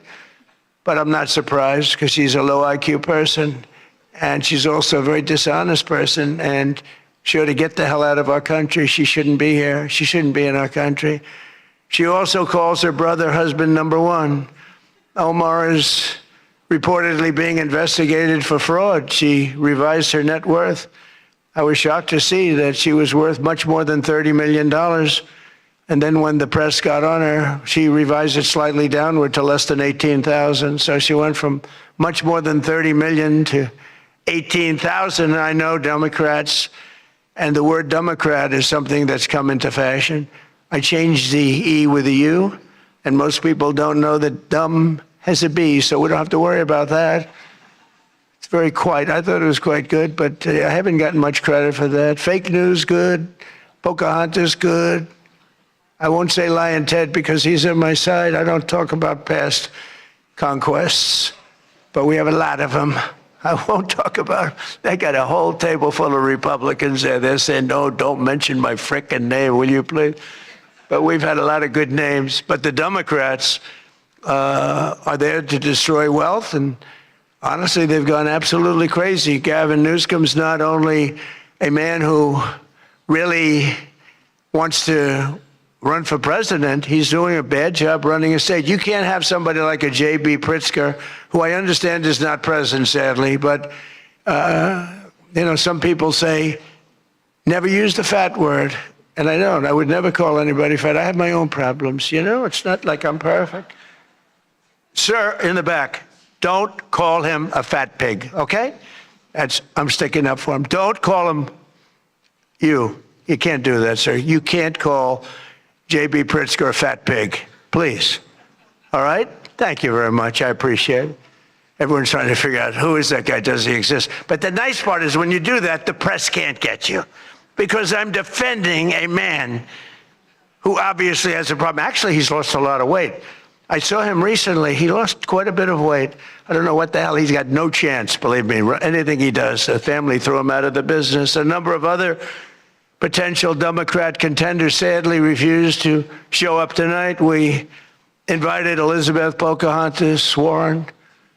She's referred to Pocahontas because, in fact, I had to apologize. People came up and they said, we want you to apologize to Elizabeth Warren for calling her Pocahontas. And I ended up apologizing to the real Pocahontas. But Elizabeth Warren was supposedly of Indian heritage. And then she took the test and she only had 1,024th Native American. And I said, you know what? I think I'm more of an Indian than she is. So this is what we have to deal with. But Senator Warren did not accept our invitation to debate. I wanted to debate her on various and sundry things, and she decided not to do it. And I decided to bury the hatchet. It doesn't matter. And I'm not going to say this next one. Do you want to hear this one? How bad? She wasn't high up on her totem pole. Who the hell wrote that? No, she's bad news. I wanted to make sure that Jack Smith, deranged Jack Smith, remember he went after me for about 2 years? How did he do? Not too good. I'm in the White House and he's not doing as well. I was going to say he's in a different kind of a house, but he's a deranged human being. He's a bad prosecutor. Prosecutors are very important. A great prosecutor, a fair prosecutor, but that's the great prosecutors, the ones that are fair. They're very important to a country, but this guy was a deranged lunatic. Saw his invitation tonight. He was invited because, but I put it in a private text to Chuck Grassley. And Chuck saw him and he did a certain thing. And then one man that we had who should be here, he turned Palestinian. This was a man who was 100% for Israel. 100%. Chuck Schumer, crying Chuck. Remember he cried at the airport over illegal immigrants. They were the fakest tears. There were people throwing water in his face. But now he's a proud, very proud Palestinian. In fact, I'm going to send him a beautiful Palestinian outfit tomorrow so he can greet Bibi Netanyahu when he comes to town next week, along with the mayor, who I'm sure would love to meet Bibi. They're not treating Bibi too well, but Chuck wanted to join us tonight, but he didn't want to be violating many parts of the Palestinian rules, regulations, and certainly he didn't want to violate Sharia law, his new founding. And all joking aside, I do think we need term limits in Congress. I think term limits are very important because I see what's happening. The other day, a senator I knew got a text, a great guy, from his wife. And she said, when you get home, I want to have you immediately come up the stairs and make love to me. And he said, I can't do both. You know what? In other words, you can't go up the stairs and make love. Does anybody get that? Well, I thought that was actually pretty good. That was actually the only thing I thought was good in this whole frickin' stupid speech that they wrote. That was the only good one, and that went down with not exactly great laughter.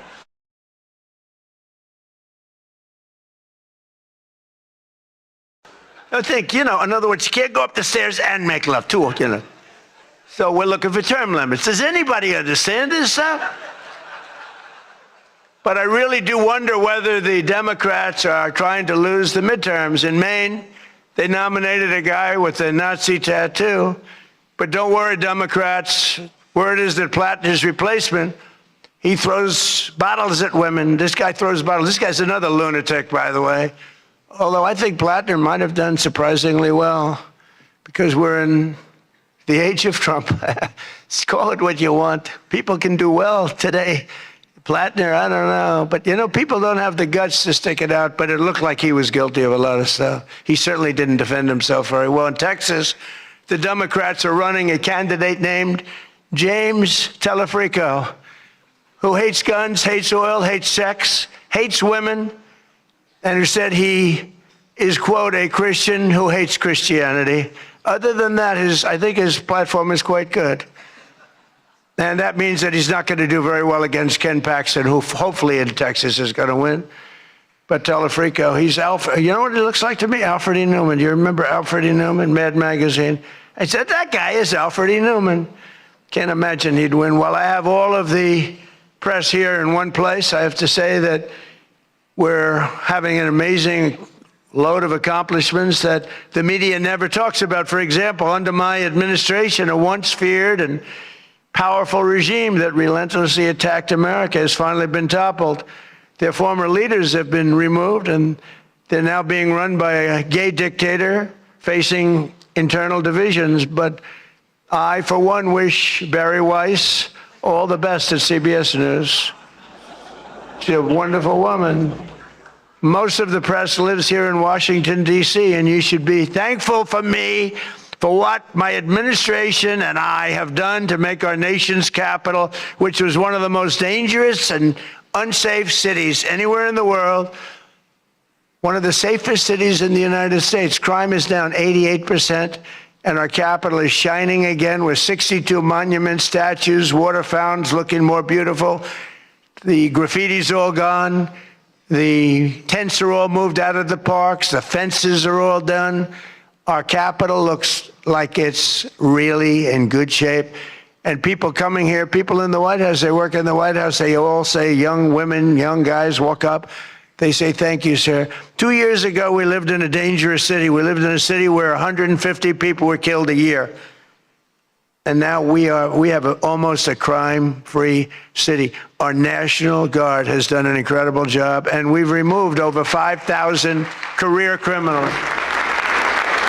We removed, there's one stat, I think it's a great stat. It's to me, it's fantastic. 2% of the people create 91% of the crime. That's something you can fix, and we fix it. We moved out over 5,000 career criminals out of Washington, D.C., and we have the greatest capital in the world. Again, it's beautiful, it's thriving, the restaurants are thriving. Now, you couldn't get into a restaurant because they didn't have, all the restaurants were closing, and if you even got in, you felt unsafe. People were getting into Ubers, and they were being attacked when they were in an Uber. It's not happening anymore. We have tough, smart people, and they have done a fantastic job. Washington, D.C. is safe again. You can't get into a restaurant. The restaurants are opening up. They're opening up all over the city. They can't get, it's the exact opposite. They can't get space. But mostly I've given up on you and the media so that now I just gave up on you and I'm number one on TikTok. Did you see that I'm number one, Stephen? Is that true? I'm number one on TikTok. So how can they be so bad? 525, think of this, 425 billion views. Can you believe that, Peter? I mean, let's go, Peter. I gave up on you people. I gave up on traditional press. And it obviously worked because we did win in a landslide. I mean, somebody's got to be saying something good about me. But TikTok, good old TikTok, and I was able to get it sold to a group of very wealthy people, mostly Americans. I was told President Xi, who's a man that I get along with very well, he was a hard no for the sale of TikTok. They all said he's a hard no. I said, well, let's call it, put your group together. They put it together, billions, hundreds of billions of dollars. I called up President Xi. I said, President, look, these are American people. They're wonderful people. fact, one of them happens to own CBS, actually. I mentioned his name. I said, these are wonderful people, and it'll be a good thing. Does it mean anything, President? It's nothing.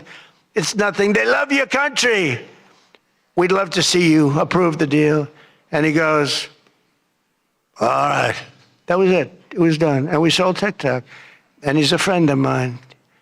And he's not contributing to problems like other people contribute to problems. So we get along. But we made the deal. But number one on TikTok is Trump, and that's probably why we won. But for all of the trouble that you give me a lot of trouble, a lot of heartache. I hope all of you know that I believe in the free press more than anyone in this room does. Maybe not quite. But that's why I'm proud to be the most open and transparent president in history. They called me that. You know who calls me that? Caroline. That's about it. Would anybody else call me that? I think Peter would call me that. Am I the most transparent? Biden never used to answer your questions. He'd ask Biden 20 questions. He'd never get an answer. Who's the most transparent president, Peter? Who? I look at him. It's the first time he's tongue-tied. I cannot believe it. Oh, he's not going to be happy tomorrow. But you people have no idea how lucky you are. When I'm gone, you're all going to be broke. Your business model is going to be finished. No, it's true. When I'm not around, you're going to be broke. There's not going to be anybody to report on. Nobody gives a damn about anybody else. The New York Times the other day had 5 stories about me. You know, before I got into politics, in my whole life, I had 7 front page stories. This is years of success. I think 6 were good, 1 was bad. I had 5 stories, 7, 5 good. Yeah, I had a total of 7 stories on the front page of the New York Times. That's not bad. Now I average about 3 or 4 a day, all different topics, all bad, everything bad. But here we are. Here we are. In fact, when I'm finished, I'm going right back to the Oval Office. So I have to be doing okay. But we are all doing good together. That's why tonight, to show just how much I care about the press, and I want to save your ratings, I'm pleased to announce my intention to, and this is somewhat of a scoop, my intention to run for a 4th term as President of the United States. I will be doing that. I will be having an official, in fact, I think I have, I won 3 times. Now I'm going to do it again. Thank you. I'm going to do it. Should be easy. I'm getting very good at running for president. No, I won 3 times, did very well the 2nd time, by the way. It's a rigged election, but we don't have to talk about it. You know, it's interesting, when you come back and you do a good job like we did, you don't care about it so much, but we do have to tighten up these elections because they really are in seriously bad shape. But on a serious note, I want to say once again, I just want to thank you all. It's been an interesting evening. I didn't really know what to expect, and it's far worse than I actually thought, but you want to know that. But I didn't know exactly what to expect. And I've made a lot of friends tonight. I've made a lot of good friends tonight, probably made some enemies also. But it's been an experience that is something that we've all shared together, because we're all in this room tonight because most of us went through a period of trauma from just a short while ago. And, you know, some people said they wanted to come, but they were afraid to come, and you people weren't afraid to come. There were a lot of people that said, Jackie, they don't really, you know, they didn't have the courage to come. And we don't want that to happen. And I'm sure it's not going to happen. We're going to do things. Again, I want to thank our law enforcement, keeps us safe. All law enforcement. We have the greatest people on earth. You know, we had, 2 years ago, we had the worst record of recruitment in, as an example, the military, Army, Navy, Air Force, Marines, the Coast Guard, Space Force. I love Space Force. Look at all that shooting we're able to do from space. That was my baby. But all of the branches of, you couldn't get people to join. This was 2 years ago. And last week, you probably saw, some of you wrote the story, we have the single best recruiting of people into our armed forces than we have ever had in the history of our country. They are brimming over with great people. And that's a big statement. And that also goes for the police departments where they were having a tremendous problem recruiting. You can't get into a police department now. If you're looking for a job, it's very tough. And that also includes our great fire departments, because people forget about them. They're unbelievable, the job they do. So I just want to thank you. Look, we're on the cusp of something big, and I call it, and this, I'm being very serious when I say this, that this is the golden age of America. We have $19.2 trillion being spent in our country. A record was China. I think it was 10 years ago, 3 trillion. Trillion is a lot. 4 years, they went less than 1 trillion under Biden. And we have 19.2 trillion. And this is a period of actually 13 months, not even current, because we're here a little bit longer than that. But that was as of reporting dates. $19.2 trillion is being spent. Factories are coming. Toyota just announced they're going to be building the biggest car plant in the world. They're leaving Mexico. They're coming here. Tariffs did that. Tariffs did that. And maybe November 5th did that too, the election. But our country is doing things that nobody's ever seen before. And it is true. We were, and you've heard me say this, we were a dead country 2 years ago.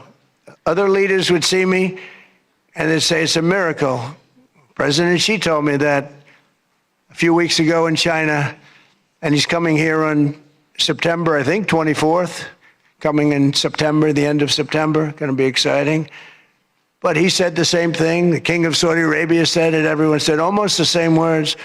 We thought you were a dead country. We never thought you had a chance. You were never going to make it back. And in a period of 1 year, you made it the hottest country anywhere in the world. We all did that together. It's not me. We all did it together. And we do. We have the hottest country anywhere in the world, and we're going to keep it going. And I just want to say, it is a room. I have tremendous respect for the people in this room. Sometimes I don't feel you treat me fair, or maybe you do. I don't know. I don't feel that, but sometimes you treat me very fairly. And I have a lot of respect for your profession. Your profession's amazing. And I just want to thank you for having me, and it's been fun, and I've met a lot of great people. And, I used an expression, and I've used it right from the beginning. I did this for one reason, to make America great again, and that's what's happening right before your very eyes. We have made America great again, and it's going to get a lot greater. So thank you all very much. It's an honor to be with you. Thank you. Thank you very much.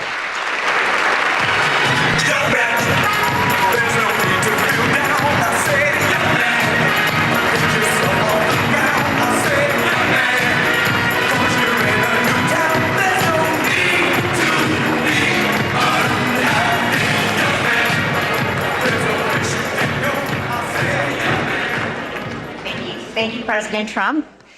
People asked me for several months, how long is he going to speak? And I said, you're White House correspondents.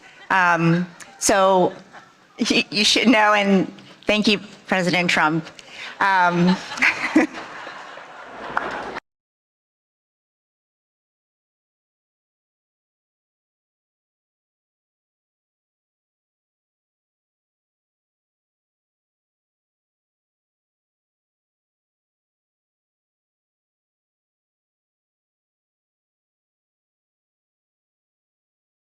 All about the First Amendment. Tonight it was on full display. And I just want to congratulate all of our award winners again. My friend Caitlin, who has a beautiful smile, and Josh Dawsey, who is one of the most prolific journalists of our time. That is true.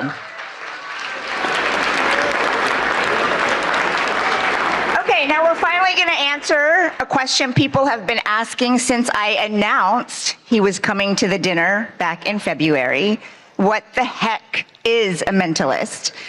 The wait is over. Please welcome Oz Perlman. Give it up for mentalist, Oz Perlman. The mentalist on people's minds is Oz Perlman. How did you get that? Who are you thinking of at this very moment in time? Who are you going to talk to this week? Vince. Vince. Yes. Open your hand up. No. No. Oh my God. Look in your hands, Aaron. Albert Einstein. Okay, that I can't even host the show anymore. That's the craziest shit I've ever seen in my life. Who is she? Oprah Winfrey. Say hello to Miss Oprah. Whoa. Winfrey.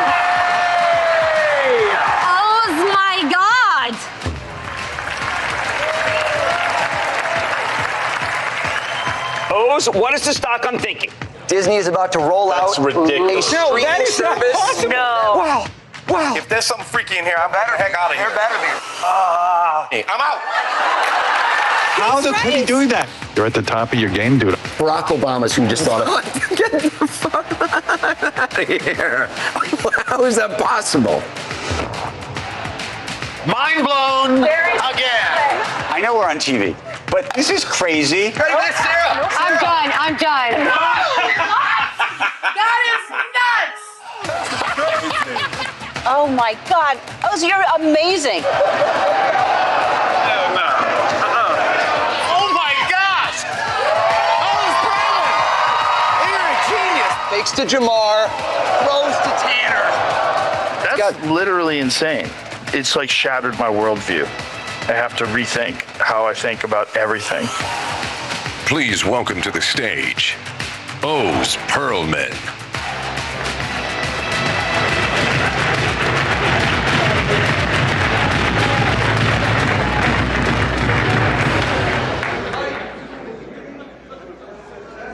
There we go.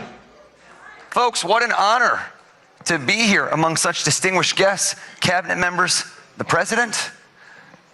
He made an announcement, I just heard, that he will be attending next year's event. I thought he was going to be speaking until next year, actually. I'm kidding.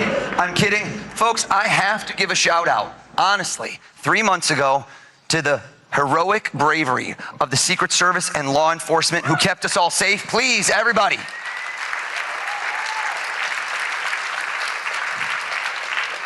I felt truly blessed that day to go home and be able to kiss all my kids, and yet cursed that every single day since, everybody I meet, including now the President of the United States, goes, if you're such a good mentalist, why didn't you see that coming? Everyone in here, your words that you broadcast and speak influence minds all around the globe. So all of you, hold up your left hand and picture a globe in your left hand. Good, good. Sir, that's going to be your other left hand. That guy is wasted right now. Secret Service, code yellow, cut him. No, I'm kidding. That was not. I just saved your life. Everyone, imagine at this moment, you spin that globe and you stop anywhere random. Bam, go for it. Follow me with the mic, follow me with the mic. Let's go over to somebody. Let's go to this gentleman whose body language is saying so desperately, not me, not me. Everyone thinks it's fake. I watch this on TV. I think it's fake. Sir, have we ever, right over here, have we ever spoken a word in our life? Red bow tie, aggressive play. No. Okay. What is your name? Steve. Steve? Hold up. They love you, Steve. Steve, did you just spin a globe and go to a random place? Yes. Hear me out, folks. In a few months, Steve will forget the random place because there's no meaning. But no, listen to me. And then a year from now, you'll say, who was the guy we saw last year? I cannot have you forgetting me by next year. I'm going to be the show you talk about for years to come. So everyone, I don't want a random place. Everybody, give it another spin. Follow me. Everyone give it another spin. I want eyes to light up. I want butterflies in your stomach. Everybody stop on one spot. And I want to see a big smile. I want to see excitement in your eyes. That guy just winked at me. I don't know why. Follow me with the mic. Right over here, this gentleman with a perfect head of hair. They're going to hold the mic. They're going to help you out. Tell us your first name. First name is David. David, stand up, please. Give him a hand for helping me out. Give him a hand.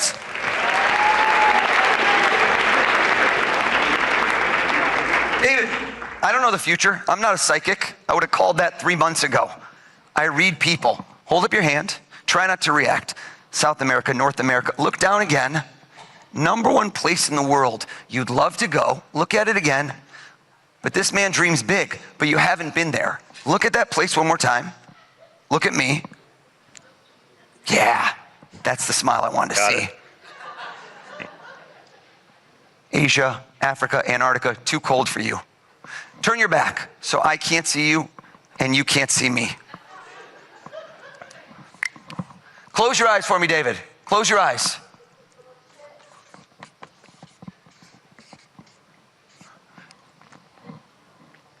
David, was there any hesitation in your mind? Were you on the fence? Look, the shift in the posture, the weight on the right foot. Close your eyes. My boy just changed his mind. Come on, David. He just said in his head, he goes, if I'm not paying, I'm going big. There's a passport involved. David, keep your eyes closed. Keep your eyes closed. Keep your eyes closed. What was the place when I said spin it? Stop right there. Where did you want to go? Tell us. Taj Mahal. What? Can I ask you a question? Yes. That's why I said you shifted your balance. Have you been there before? Never. I'm so curious. Let me ask you a question. You never know how this works. Did you change your mind? No. Were you thinking initially of a place and you go, I've been there, so it's too obvious, and at the last moment you changed? What was the first place you thought of? Big Sur, California, where I just visited. And then, Taj Mahal was was the layup. There it is right there. What did you think of after that? I saw you chilling, relaxing. Was there another place you were thinking of? Great Wall of China. Okay, close enough. I'll take Big Sur. Turn around. Maybe you're just drinking Fiji water. I'll take it. I'll take it. Did Fiji pop in your head? Fiji came at one point, I will say. Fiji did come at one point. This guy's like, I'm going on an all-expense vacation. I'm doing a world tour here. I say think of one place. That's fine. That's fine. Have a seat for me. You got it. No, what? Hear me out. Hear me out. What happens if somebody lies in my show? Right? What happens if somebody lies in my show? And this room never lies, so there's no chance. Watch this. I need to put some skin in the game. Right now, if I lose, what happens? Nothing. I already got paid for the show. Let's come out in this crowd. Raise your hand if you have any cash on you. If you have any money on you, raise your hand. What is this? All the cabinets broke? What's going on? Where's that super PAC money? Follow me. I'm going, you know what? I see the name tag. I don't have to read minds. Acting Attorney General. Let's go over to this gentleman. Introduce yourself, please. Pardon me? Tell us your first name. You don't know my name? I know it, but it seems fake if I know, Todd. I can say it. Stand up. Give my hand, everybody, for helping me out. Todd, just tap on the mic. Let's make sure it works. Are you a money clip or a wallet kind of guy? Don't take it out. No. Neither. It's more like a wallet. Okay, it was a multiple choice. That's okay. Do you know, and I always ask this question because you never know, you're going out, cash isn't as common now. Do you know exactly how much is in there or you're not sure? I'm not sure. I like that, right? Hashtag baller. No. I want you to count it, but hold on. Do it under the table so there's no way I could see. Under the table, and move away with the microphone.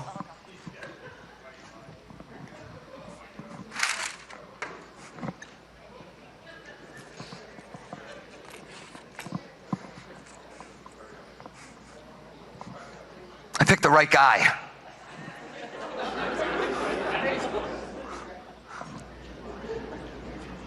Stand up.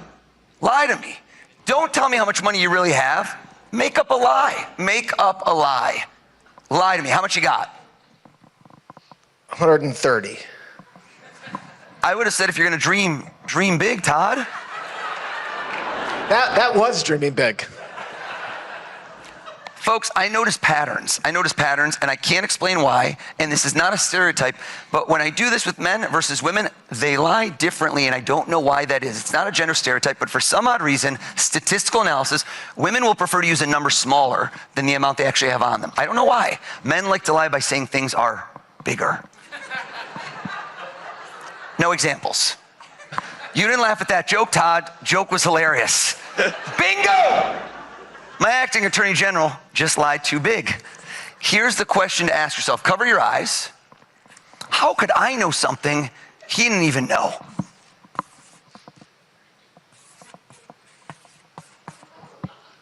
I'm going to show you over here. I'm going to show the president. President's still admiring the Czech crystal, I'm noticing. Those are beautiful chandeliers, sir. Open your eyes. How much you got, Todd? $85. $85, everybody!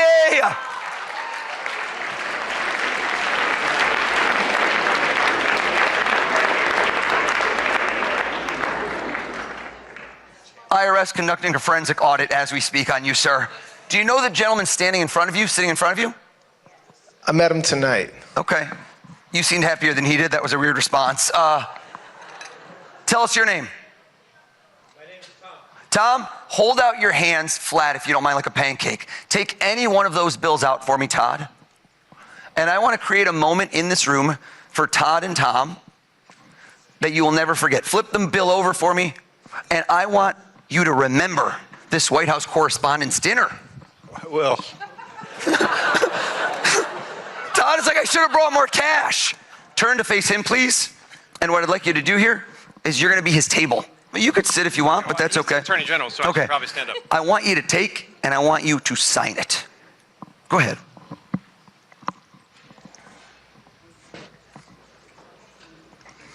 And then hold it up so everyone can see the federal offense you have just committed. He just clearly lost the Senate confirmation hearings on camera.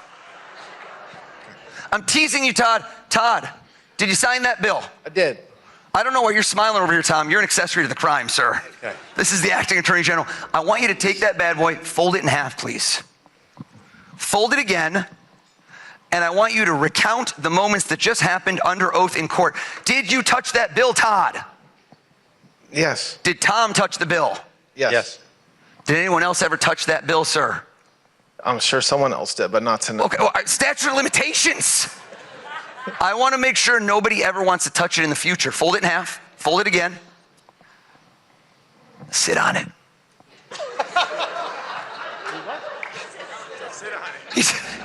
He just confirmed with his wife, and he didn't even go right or left cheek. He went dead center. That's a man who takes no chances. I'm going to ask every one of you in this room a question. Here's what I'd like you all to do right now for me. Journalists, accomplished people who like to get to the bottom of things. I want everyone to take a deep breath in, and I want everyone to give me a nice strong exhale out. And I want you to close your eyes and visualize that sitting across from you. I have this question I love to ask you. I say, if you could interview, in this room I call it interview, sometimes I say have dinner, break bread, ask questions.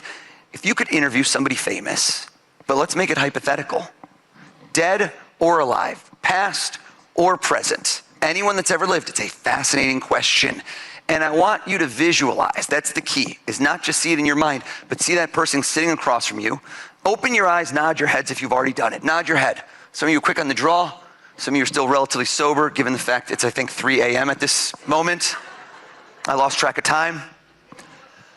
If you haven't yet done it, crunch time, everybody. 3, 2, 1, done. Wake up. Everyone, give me a big clap over your head if you can see your person clear as day. Give me a big clap. All right, follow me with the mics. We're going to go rapid fire here. Follow me with the mics. Follow me, follow me. Come on over. Give me another clap. I like the fact that this gentleman right over here, can we see him? We're going to point over. Looked at me, distinctly looked at me, clapped, nodded, then shook his head. I don't even know what that means. I saw you coming. You saw me coming? Yes, I did. And you're like, what do I do? How do I avoid him even though I'm sitting in the front row? Push my wife in front of... Push your wife. I love chivalry is not dead. Yes. What's your name? I'm Ed. Ed? Yes. Parents nailed it. You look like an Ed. I think that's perfect. Have we ever spoken a word in our life ever? We have not. Stand up for me, Ed. Now, if I go head to head, toe to toe with Ed, I don't think it's good enough. It's not good enough. The more people I can do this with, the more impossible it becomes. Give me some more claps. Follow me with the mic. Follow me with the camera. Follow me with the camera. Oh, follow me, follow me. Come on over. This was an incredible smile. Arms extended. She threw in a belly dance. I reward extra credits. No, Ed, stand up. We didn't get rid of you. I love you, Ed. Let's go right over here. Tell us your first name. Michelle. Stand up. 2 L's? I'm a mind reader. Come on, Michelle. Come on. Another clap, another clap, another clap. I look around. This was a moment. We had a moment right over here. If you go to this young lady, she looked at me, and when we made eye contact, Ed, she did not nod, she did not shake her head, but rather when we made eye contact, she closed her eyes tightly, as if to activate some sort of camouflage shield, saying to herself, if I don't see him, does he still see me? I see you. Tell us your name. Aaron. Stand up for me, please. Okay. I now have 1, 2, 3 people thinking of 3 different people they want to have dinner with. This side's feeling no love. I can see it in your eyes. You're feeling no love. So let's keep it going. 2 more people, rapid fire. Follow me with the mics. Follow me. Give me some claps. Give me some claps. Your joy is effervescent. Also, the pocket square, 4 ripples. Next level, my friend. Next level. What is your name? My name's Kevin. Kevin? Yes. Stand up for me, Kevin. I never go past 4. Give him a round of applause. Make some noise. But this is not just any event. This is the White House Correspondents' Dinner. It's been going on over 100 years. I'm the first mentalist. One more group, right over here. I didn't even tell you I would do this. Give me a clap. Let me see it. Who thinks they have someone I will not get? You will be my Fiji water. Who will that be? Give me a clap. Okay, all of you with the big clap, you're too confident. I don't like it. I like the people that are on the fence. I like this young lady right over here. This young lady looked over. She squinted at me. She didn't clap. She just gave me an I'm looking at you, buddy. Tell us your first name. My name is Alex. Alex, give Alex a hand too as well. Alex, Kevin, Ed, Aaron, Michelle with 2 L's. Each of you, I asked to think of somebody famous sitting across from you, and you are at the edge of your seat, scintillating, asking them questions. Sit down if it's Jack Kerouac. No. Folks, don't hold the applause in. Let it out. Let it out. That's so obscure. Like, you should not have gotten. Never bring a knife to a gunfight. Joke is too soon. Too soon. Too soon. Have a seat for me, please. That's it. That is 100% it. I know. I can read your mind. You know, That's what you know that. Yeah, you don't have to keep telling me. That was it. Have a seat. Thank you. I like how Erin just rethought her choice. She's like, mine's too easy. Mine's too easy. There's no way he would know. Kevin, you are a ball of positive energy. Just looking at you has uplifted my mood without caffeine. I can tell you for a 100% fact, I'm not even gonna hedge. Not 99, not 100% live TV. Your person is alive and well, am I correct? You are correct. How did I know that? Your vitality, your energy. Versus if we could point the camera at Ed, Gerard, Ed is over here. That's that guy. Ed has dead guy vibes written all over him. Come on, man. I'm feeling pretty. Is it a dead guy, Ed? Vital. Is it a dead guy? It is a. Yeah. It is Classic Ed. That's hilarious. Yes. Yeah. Dead guy. Why are you on the fence? No, he's definitely a dead guy. You weren't sure if he was dead or alive? No, I'm saying I'm vital. I'm just saying he's dead. Oh yeah, it's nothing about you. You're gonna live to 120, baby. I'm talking about the person you're thinking of. Yeah. You know what? Arms behind the back. This guy's very proper. He's done a lot of World War II biographies. Sit down if it's Winston Churchill. You're right. Yeah. Folks, I'm getting 6% applause on things that deserve 120. Have a seat for me, Ed. Have a seat, Ed. Have a seat. Bless you. I knew you would sneeze right then. Aaron, playful hair adjustment, always a guy. It's always a guy. The hair adjustment twice, it's a guy. Am I right? It's a man. I could tell. It wasn't playful hair, but it was just an adjustment. Okay, there's no implications here. I like how Tom just told Todd, he's like, why didn't you bring more money, bro? Why didn't you bring more money? I did this last week. I filmed my Netflix special. And I did this, and the last person standing thought of a movie star. And when I got it right, he did not sit down. And the tension grew in the room, and I said, sir, did I get it? He goes, yeah. And I go, okay. And he goes, oh yeah? What movie am I thinking of? I'm like, buddy, there's no on-demand feature. It's always, I wonder what movie she's thinking of his, but I'm gonna go with it. Do you know what question you're gonna ask him right off the jump, or is it more just a flowing conversation? What's flowing, just flowing. Flowing, I love that, I love that. And you were debating, and I was thinking like, I think he's passed away, am I correct? Correct. It seems somber. Yeah, But not somber, but passed away. Okay. I don't know which movie. Tell us all, who are you sitting down to dinner with? Who's across from you during this scintillating interview? Jerry Garcia? Are you wrong? Don't ever doubt me again. Don't you ever doubt. You scared me!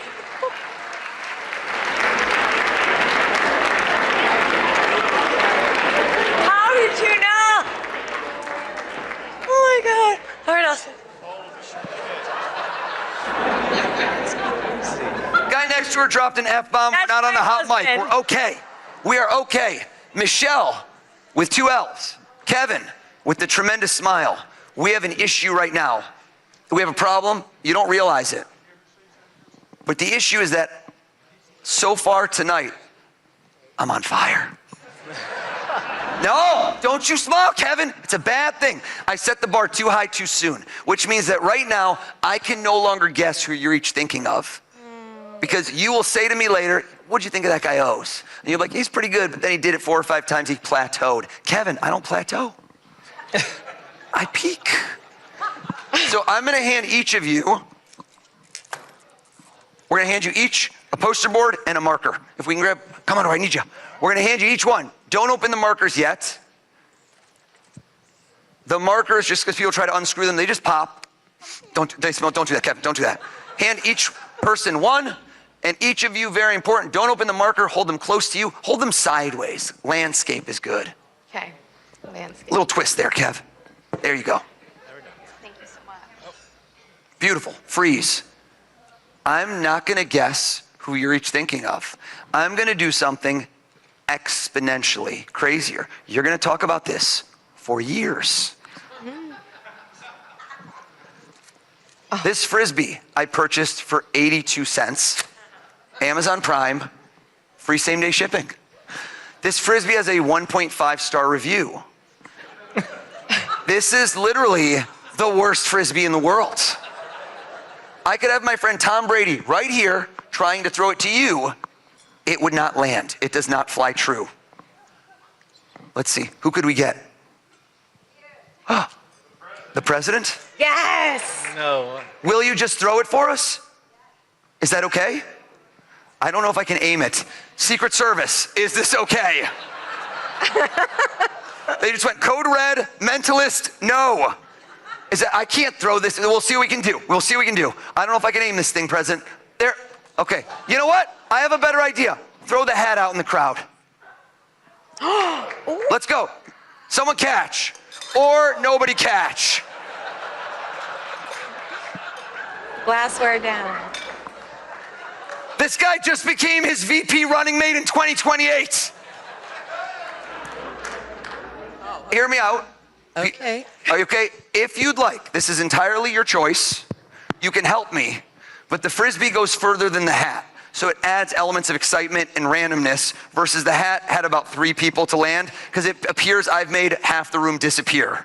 Would you like to keep it or would you like to throw it onwards and make this even more random? Actually, I would love to keep it. Would you like to join me on stage and be my mind-reading protege? Oh, why not? Give her a round of applause, everybody.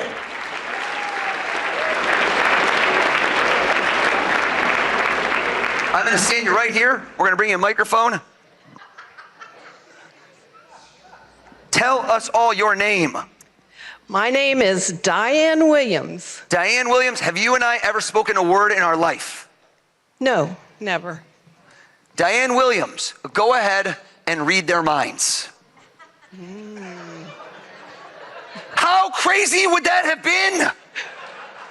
Are you kidding me right now? Diane Williams, we need to get into the zone, okay? No.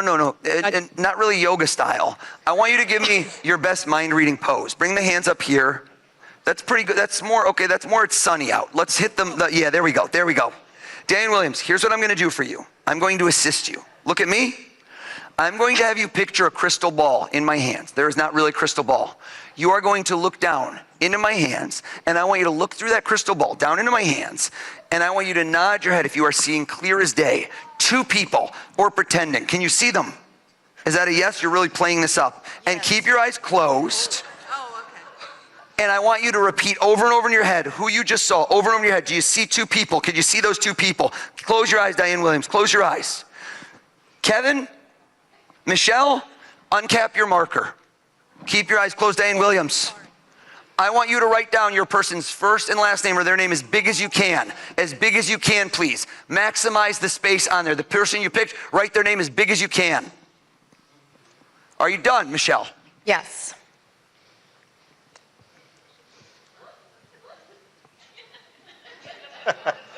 Take your time, Kevin. I'm getting bored of my own show. Kevin, you're done. Diane, wake up. Come back to the light. Now, I'm going to give you one clue, which is that we were able to ascertain that his person is alive.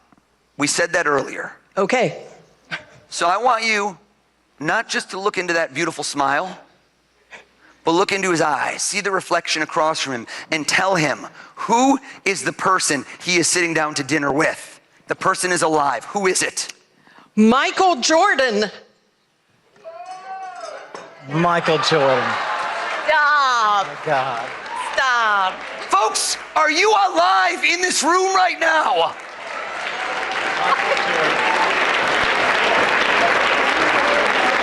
Crazy. That was a 3 out of 10 on something that should have been a 12 out of 10. So no, I'm not looking for pity. If lightning strikes twice here at the Waldorf Astoria and Diane Williams nails this, there better not be one butt still in a seat unless you are mobility impaired, in which case I want to see a miracle. So you don't look into Michelle's eyes, you look into her soul and you tell this woman, okay. Okay. What's that? I just saw one name. Okay, well that's his name. Okay. What would we do? What if we put on your mind reading face? Okay. Diane Williams, get back in the zone. Look at me, stare me in the eyes. Well, her eye contact is very intense, folks. I hold this crystal ball up. We look through it. We see this beautiful check glass. Down, we look down. We look down and we look down and we see a face. And we say to ourselves, who do we see? You're pretending even though God knows this is not gonna work, so I'm hoping for the best. Okay. I don't think it's gonna work, but who knows? Are you staring at Michelle? Are you looking into her eyes? Look deeper, look into her soul, and give it your best shot. Diane Williams, who is she having dinner with? Could it be JFK? Turn it around, turn it around, turn it around!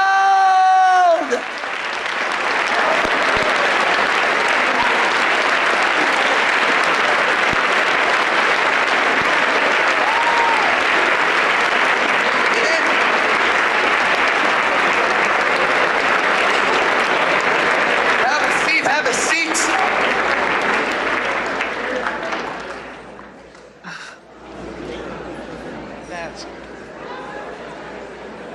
Folks, I'm bringing Diane on the road with me for the record. She's keeping the hat. Really quick, let's see at this juncture in the evening if anybody still has battery life. Grab out your phone. Go to your calculator. I just watched this man clear as day clear his browser history. Please go to your calculator. If there's a number, I don't want it. Get rid of it. Clear that number out. And I want to see nice, beautiful zeros out there. Do we have zeros? Hold them up, hold them up, hold them up. Let me see what we got. Okay. I need to see energy. I feed off of it. Who wants in? Who wants in right now? Who wants in? Who seems excited? One guy just looked at me and started flexing. I don't know why. Okay, battery life, still in the green. You're doing pretty well there, sir. What is your name? Josh. Josh? Traditional spelling? Do you want to join me? Let's get him up here. Let's hear it for Josh, everybody. Josh, come on up, partner. Let's bring you up. Josh, here's what I want you to do. I need to get somebody else in the mix. I want you to do two things. We're gonna fact check this. You're gonna be typing this in. One more partner in crime. Pick somebody out there for me to help me out. Who's it gonna be? Dina. At your own table. Okay, so I like the nepotism here. He's like, let's just stick with my own table. Dina, do you have your phone as well? I do, yeah. Stand up. Dina has no cover, just living dangerous over there. This trick is about to be called Apple Care. Dina, should we swap? Josh, come with me. Dina, I'm gonna bring you in as well. Dina, since I didn't get to throw a Frisbee, are you have your calculator open? Yes. Please open it up. What do we have? Is this an amortization calculator? She's doing my mortgage calculations is what I'm seeing. Okay, I'm sorry. It's okay. I don't know what this one is. I can't do, this is like the buttons are too small. I can't see anything. I'm so sorry. I gotta use someone else because I can't see. Calculator. Put the brightness up. Grab yours. This one's big, even though you're at 7% battery. I love it. Dina, give us a number, and we're gonna go on stage. Come with me, Josh. Give us a number, and I want you to do this. I want you to give us a birthday. Come with me. You know what? Join me. Join me. We'll bring you up. Josh, you're gonna be on deck. Josh, sit down. This gentleman, come with me. Oh, wait. I need you. Yeah.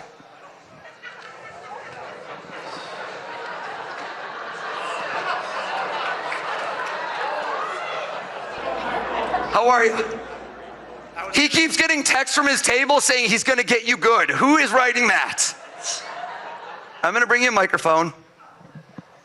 I like you saying here, Dina and Josh, you each get to help me. Dina, tell me the birthday of somebody you care about deeply. So take a moment with it. Tell us the birthday of someone you care about deeply. Go ahead. August 17th. Pause. Whose birthday is that?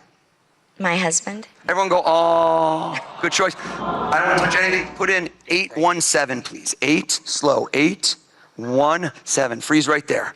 Okay, have a seat. Thank you, Dina. In honor of Dina picking her spouse, which is a common choice, raise your hand if you are married as well. Okay, most of the room.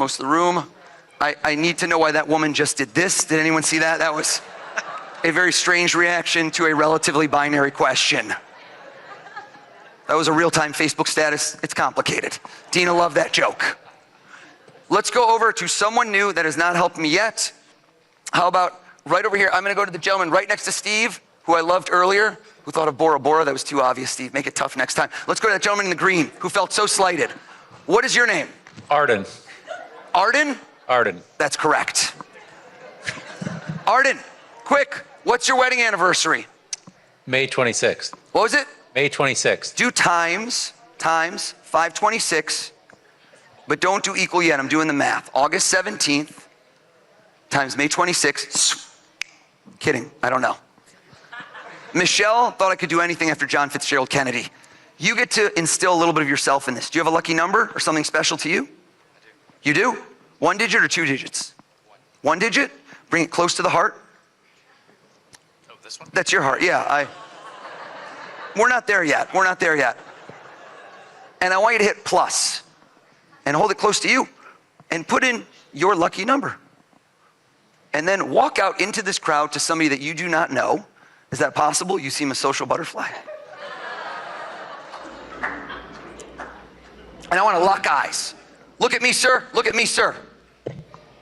500 times 1,000 is 500 G's.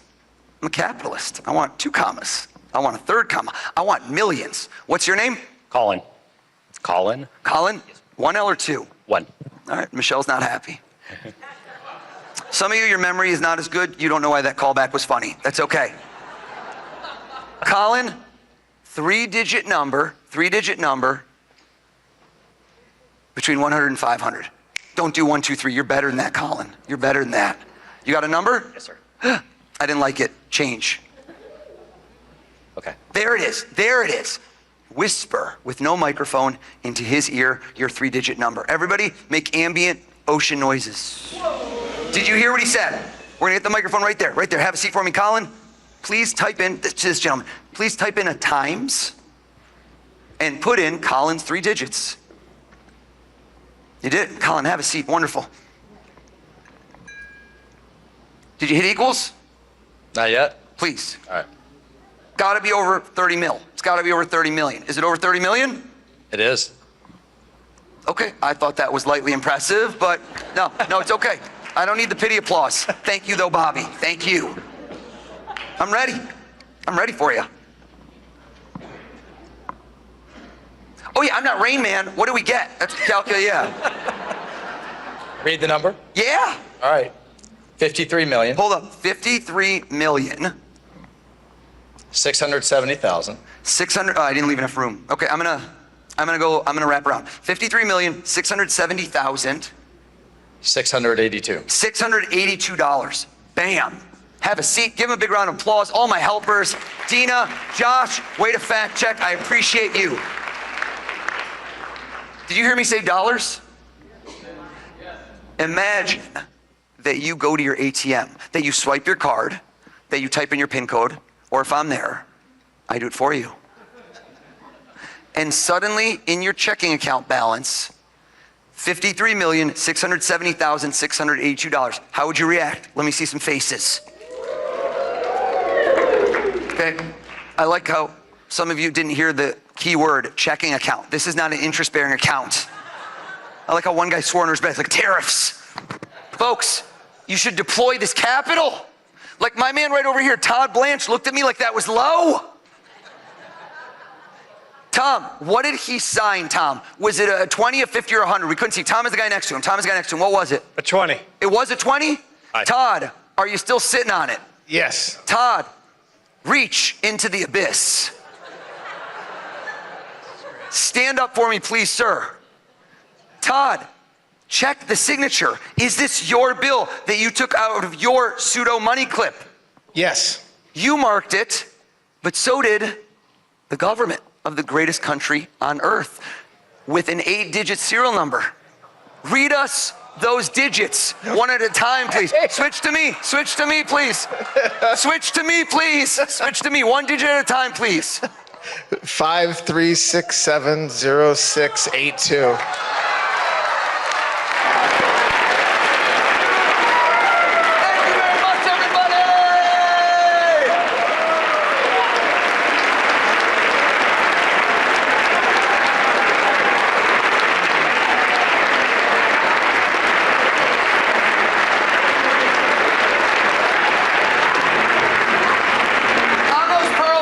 Truly, this has been the honor of a lifetime. Thank you very much, everybody.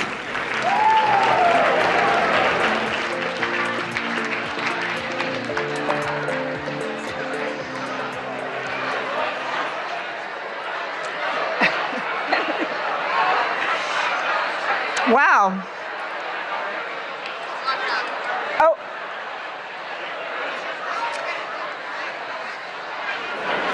Everyone, thank you for a memorable night. Thank you, Mr. President, for coming to our dinner. Thank you, O's, for scaring all of us in this room. And thank you all for supporting the White House Correspondents Association and the